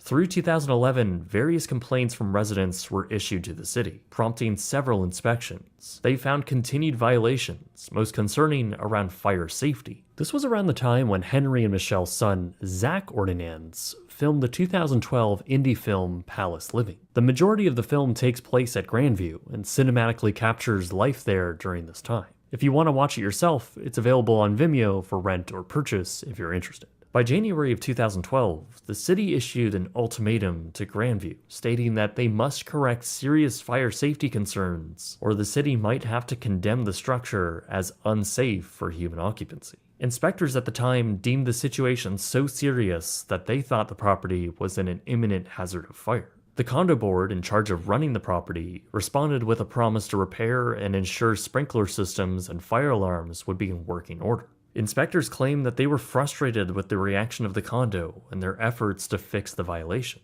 Grandview would also now have a security guard on patrol, casing the property for any signs of fire. But residents also came to the defense of the complex, writing letters to the local newspaper that stories regarding the state of the condo was overblown and skewed in a biased negative light. But those safety concerns were about to be proven correct. On April 14th, 2012, at around 5:20 p.m., a fire started in the boiler room located in the basement of the main building. It was a Saturday night, and we were going out to dinner. We had to eat out all our meals. Just as I was approaching, the fire alarm went off.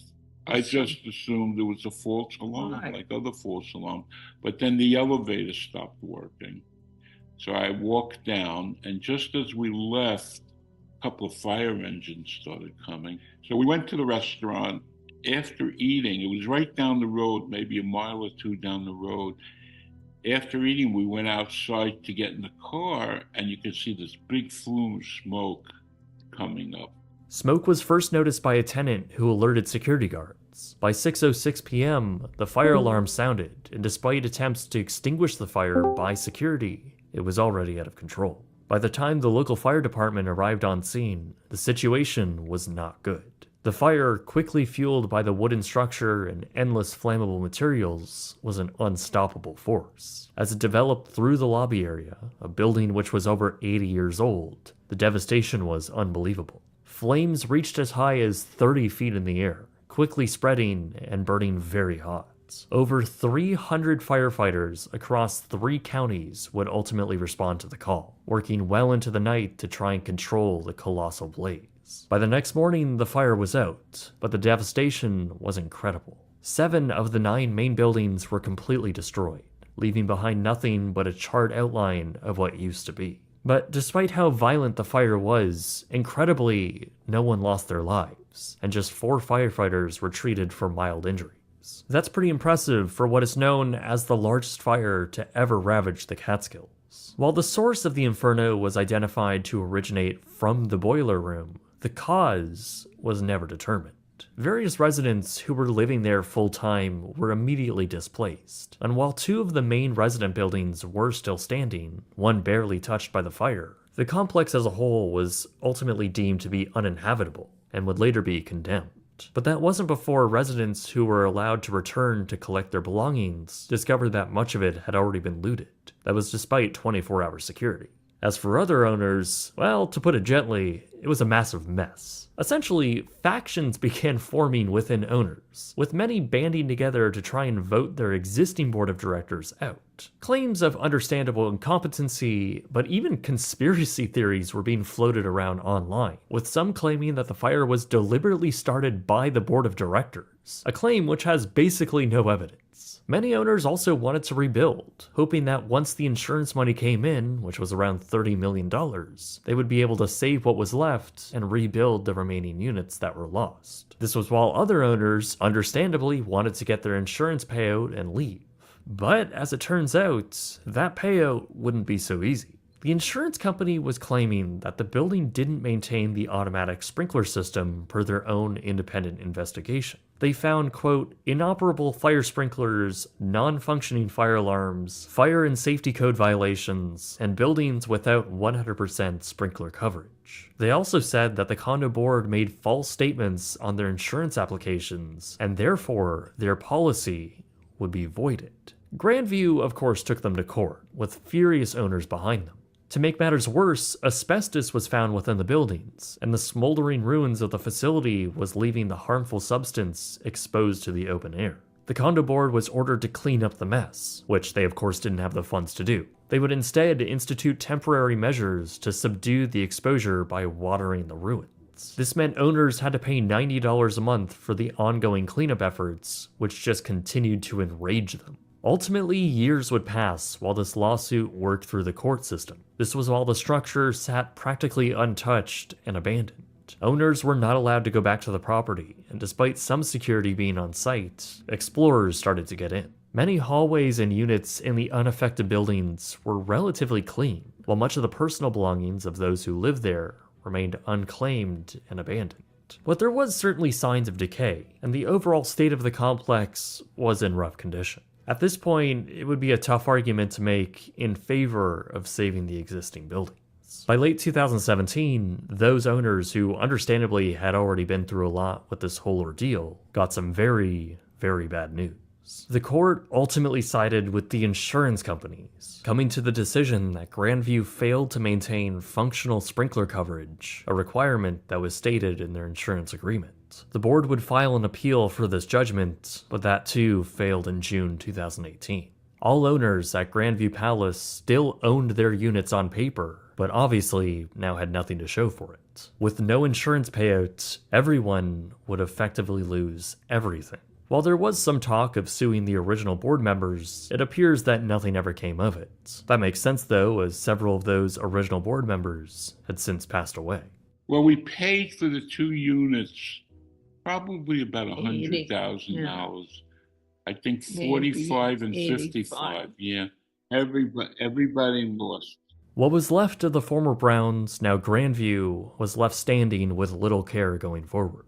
Remarkably though, many sections remain relatively intact. The proper people got inside and explored what was left in 2021. Since the fire nearly a decade prior, many condos were still largely intact. It showed that many residents just never returned to collect their belongings, much of which was ruined anyways. Many units were in a state of isolation, stuck in April of 2012, when residents had to stop what they were doing and leave, many never returning again. With beds still made, pictures on the wall, and food still in the cabinets, it's a pretty remarkable sight of what's still left. Mold has now covered most walls, while paint peels and moss creeps in to still furnished rooms. While many common areas have been completely destroyed, save for a few outdoor activities like the pool, incredibly, the Jerry Lewis Theater survived. It hadn't been used for decades and was decaying while the rest of the structure was occupied. Somehow this opulent space survived the fire. It's now falling apart, with the roof struggling to hold back water. Even to this day, the parts that were unaffected by the fire remain somewhat intact,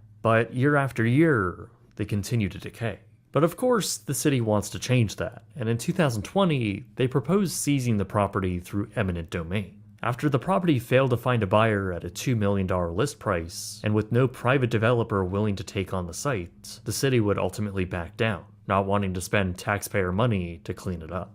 Today, the property stands completely abandoned, just down the road from various other abandoned sites. In fact, a few years ago, I made a road trip down to check a few of them out. In doing so, I drove past what was left of the once prestigious hotel. And in person, it is a pretty shocking sight. In the end, the Browns is very emblematic of the rise and fall of the Catskills, and their fleeting golden age. The property was born to fill the need for those looking to get out of the city and enjoy life in the country. The Browns put their own spin on that, bringing in headline-grabbing talent and building a star-studded reputation. But that allure didn't last forever, and the property declined along with the area.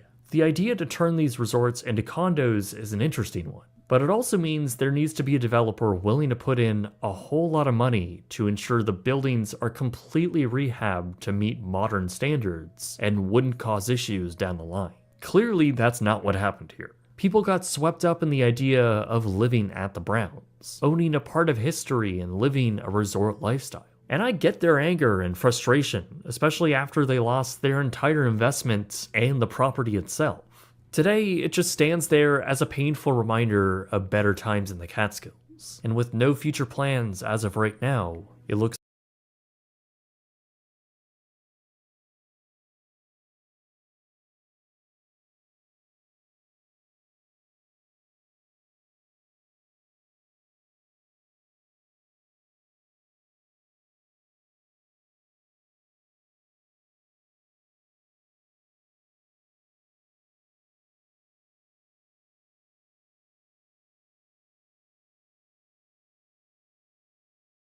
grassland like this that stretches over hundreds of kilometers, and every, let's say, 4 or 5 kilometers it's someone's ranch, and there is a gate connecting this to the main road, and after the gate it's all dirt road and grassland, and there is a tiny house, and this huge piece of land belonged to that family.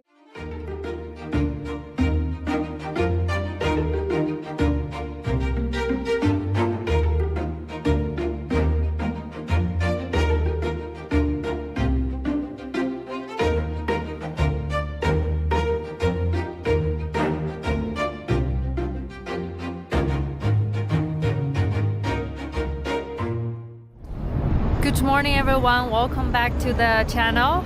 And right now I am just next to the National Highway G331 and I am near China and Mongolia border. I saw the herdsman with the cows and the dogs.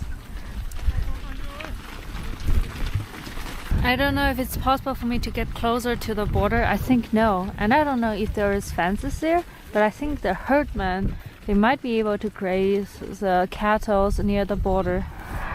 Today, my plan is to cover 308 kilometers to a place called Dongwuqi, and the full name is Dongwuzhongwu The place names in Inner Mongolia are very long. So I just finished 40 kilometers and I am somewhere near the forest, and this is a place where the Daxianli mountain range began to disappear and the land will become flat, and then slowly all the forest will be replaced by the vast flat grassland. So I hope I can reach the place before sunset, but I don't know because I am a slow rider. I've got red cheeks because of the sunburn and the cold air. The ride brought out the poems that I learned as a kid. It goes like this. 天似穹庐，笼盖四野，天苍苍，野茫茫，风吹草低见牛羊. It means the sky is just like a herdsman's tent, covering the vast land. The sky is ever so blue, the pasture offers a boundless view. Herds emerge when the winds ripple through. It precisely depicts the Inner Mongolia landscape. I learned it as a kid, but I felt it only by now.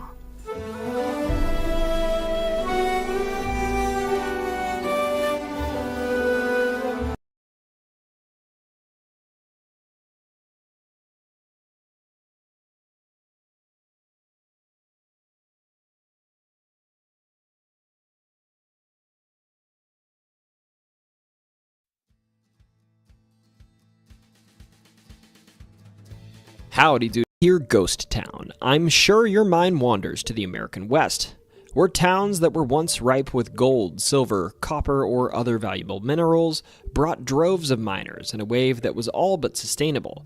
And after the resources were exhausted, these miners left, leaving behind entire towns to essentially rot because they were no longer economically viable. But in Centralia, Pennsylvania, there's another type of ghost town, actually related to the reason Centralia is a ghost town, and that related feature is called the Big Mine Run Geyser. I'll give you a second to guess. What do you think the Big Mine Run Geyser is? Any guesses in the comments?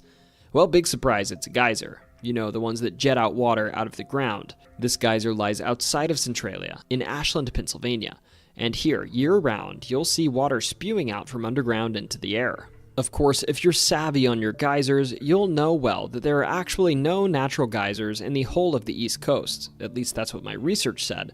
And that geysers that naturally form generally do so because hot water beneath the surface results in massive pressure gradients, causing water to jet out from beneath the ground and into the air above the surface. This so-called geyser in Pennsylvania, on the other hand, actually formed in part due to human intervention. In the 1930s, when the mine shafts in the area were abandoned, they actually filled with water, and some of this water eventually found its way out through an old ventilation hole here in Ashland. This hole runs about 300 feet down into a mine shaft of the Bast Colliery, a shaft that was active from the 1850s to 1934 and produced more than 10 million tons of anthracite coal.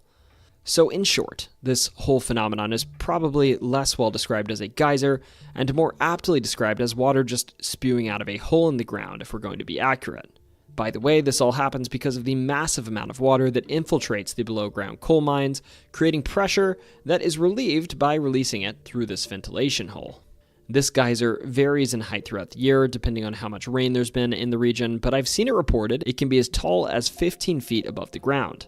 Around this geyser, you'll see the stones and even the sticks also all have a slightly orange hue, too. And why is this? Well, that's because the water is extremely iron-rich, leaving its residue behind. FYI, it's worth noting this geyser is on private property, but it's only about 15 feet from the road, so you can see it without entering the private property, that is, if it's spewing high enough into the air.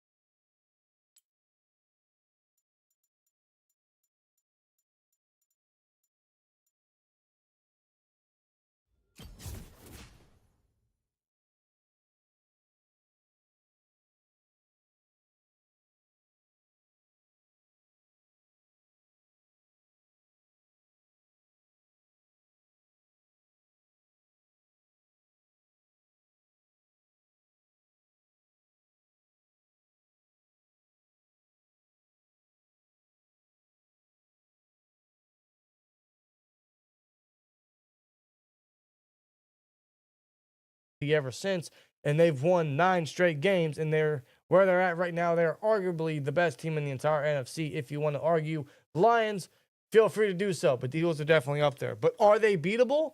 Yes. This is City Skylines 2. Wow!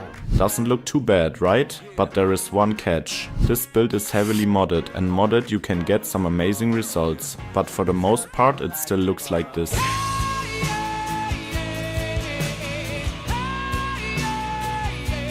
Which is not awful by any means, but also not what we've all expected right from the start. So I prepared a list with 22 ideas and fixes for CS2 that the game will look like the best city builder we've ever dreamed of, and that completely without mods. Huge shout out to the modding community. Nonetheless, you carry the whole genre. Love you.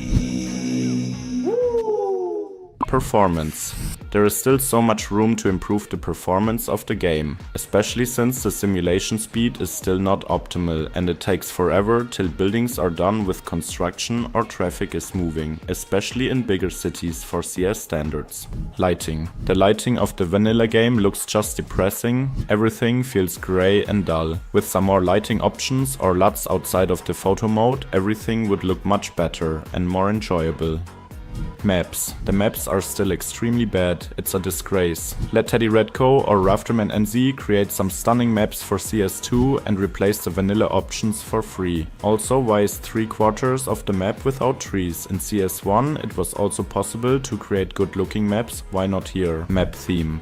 Every single map looks the same. It has 2 colors, green for the grass and brown for the cliffs. The earth has all different sorts of colors and there should be a huge variety of ground and cliff textures to choose from. There could be also a painter included where you can paint the ground how you like. I know there is a mod in development for that, but we shouldn't rely too heavily on mods all the time. Textures and surfaces. The textures and surfaces look way too clean. Cities are broken and dirty. There isn't a perfect world out here. Why do we have these perfect one-colored surfaces and textures everywhere? Orientate on the look of existing modded surfaces, ideally with decals on top. That's the look we should go for.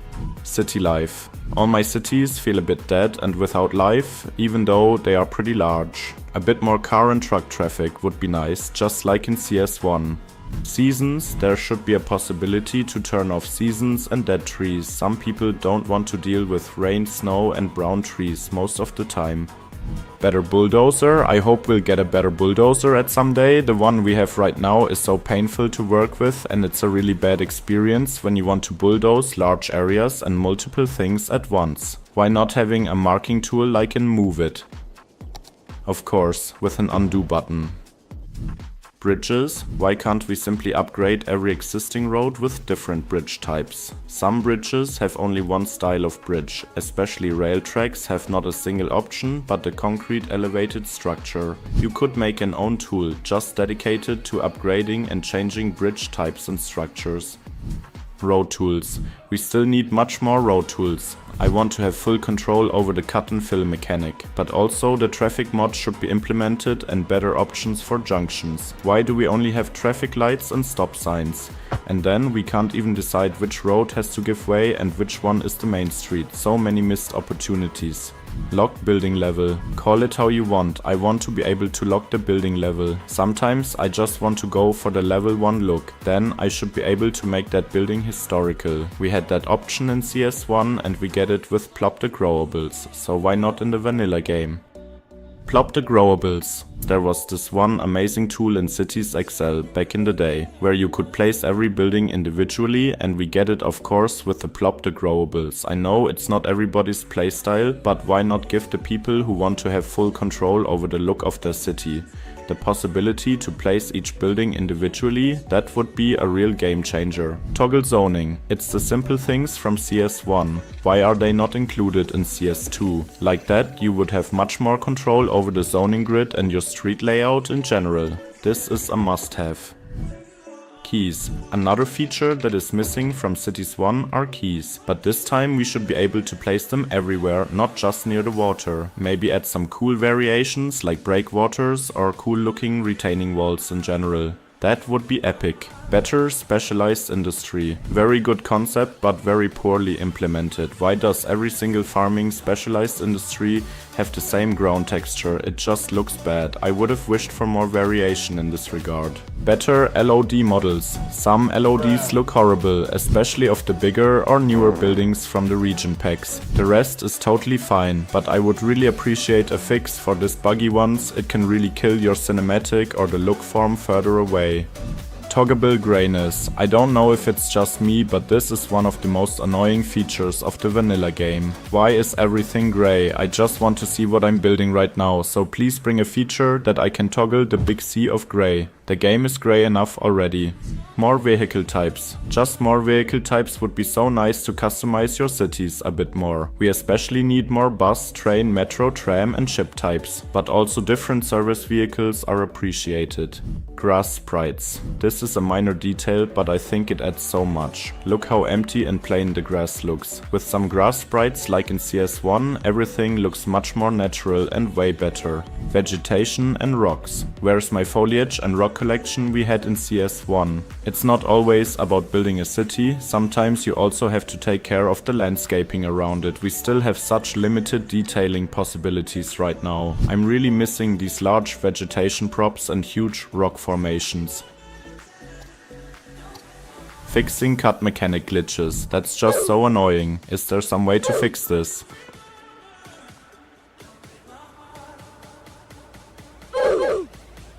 Fixing this, and the last thing on my list is fixing this. When you want to upgrade a road or want to change the direction and it was built with a retaining wall. The wall switches sides. Why is this still a thing? Obviously I don't want to change the side of my retaining wall, but yeah, stuff like that kills the whole game experience in my opinion.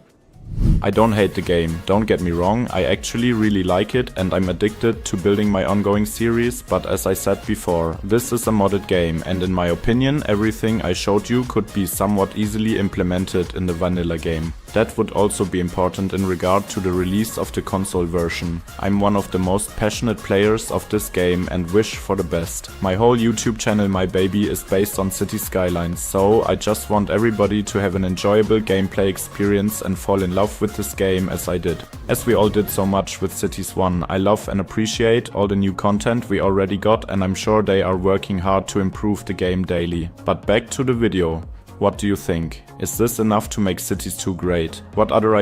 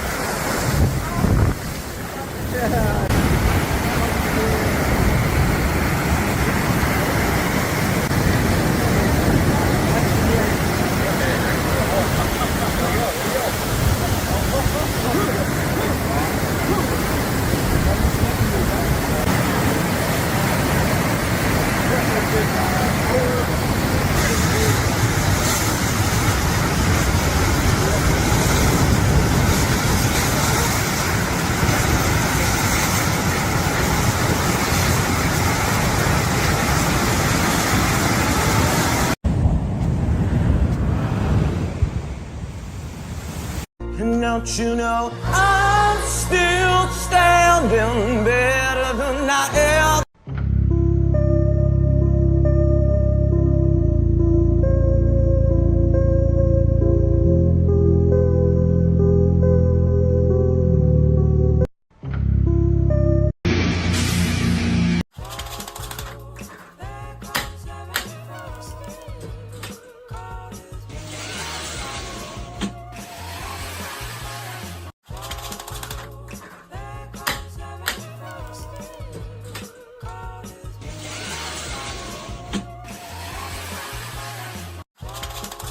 If you fuck with me one more time, you through. And I don't care about none of it, nigga. I'm a real nigga, boy. I'm a real nigga, boy. I'm a straight nigga. I don't need none of it. If you fuck with me one more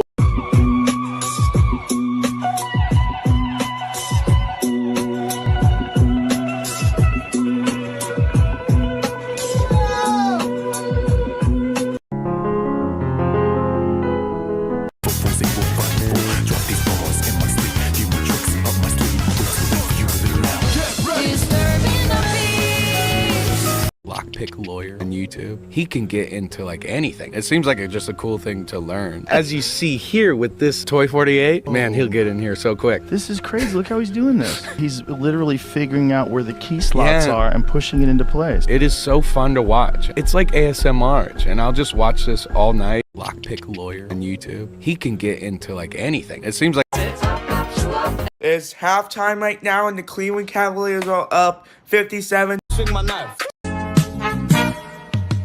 I guess you wonder where I've been. I searched to find the love within. I came back to let you know. Got a thing for you, and I can't let it go. I guess you wonder where I've been. All right, everybody, thanks for jumping on this all hands. Who is this? Oh, this is my corporate translator. He's here to translate all the corporate jargon into words that I can actually understand. All right, I'm gonna have to align with HR to see if... Beats fast, colors and promises. Heart beats.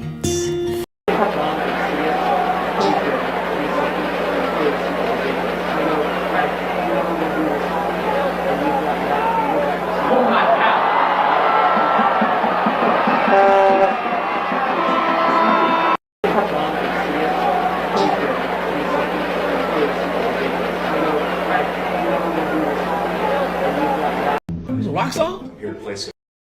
Hi, I'm from outer space. I got Milky Way for blood, evolution in my veins. I'm gone, I've been far away. I'm illuminated now, make a move, start away.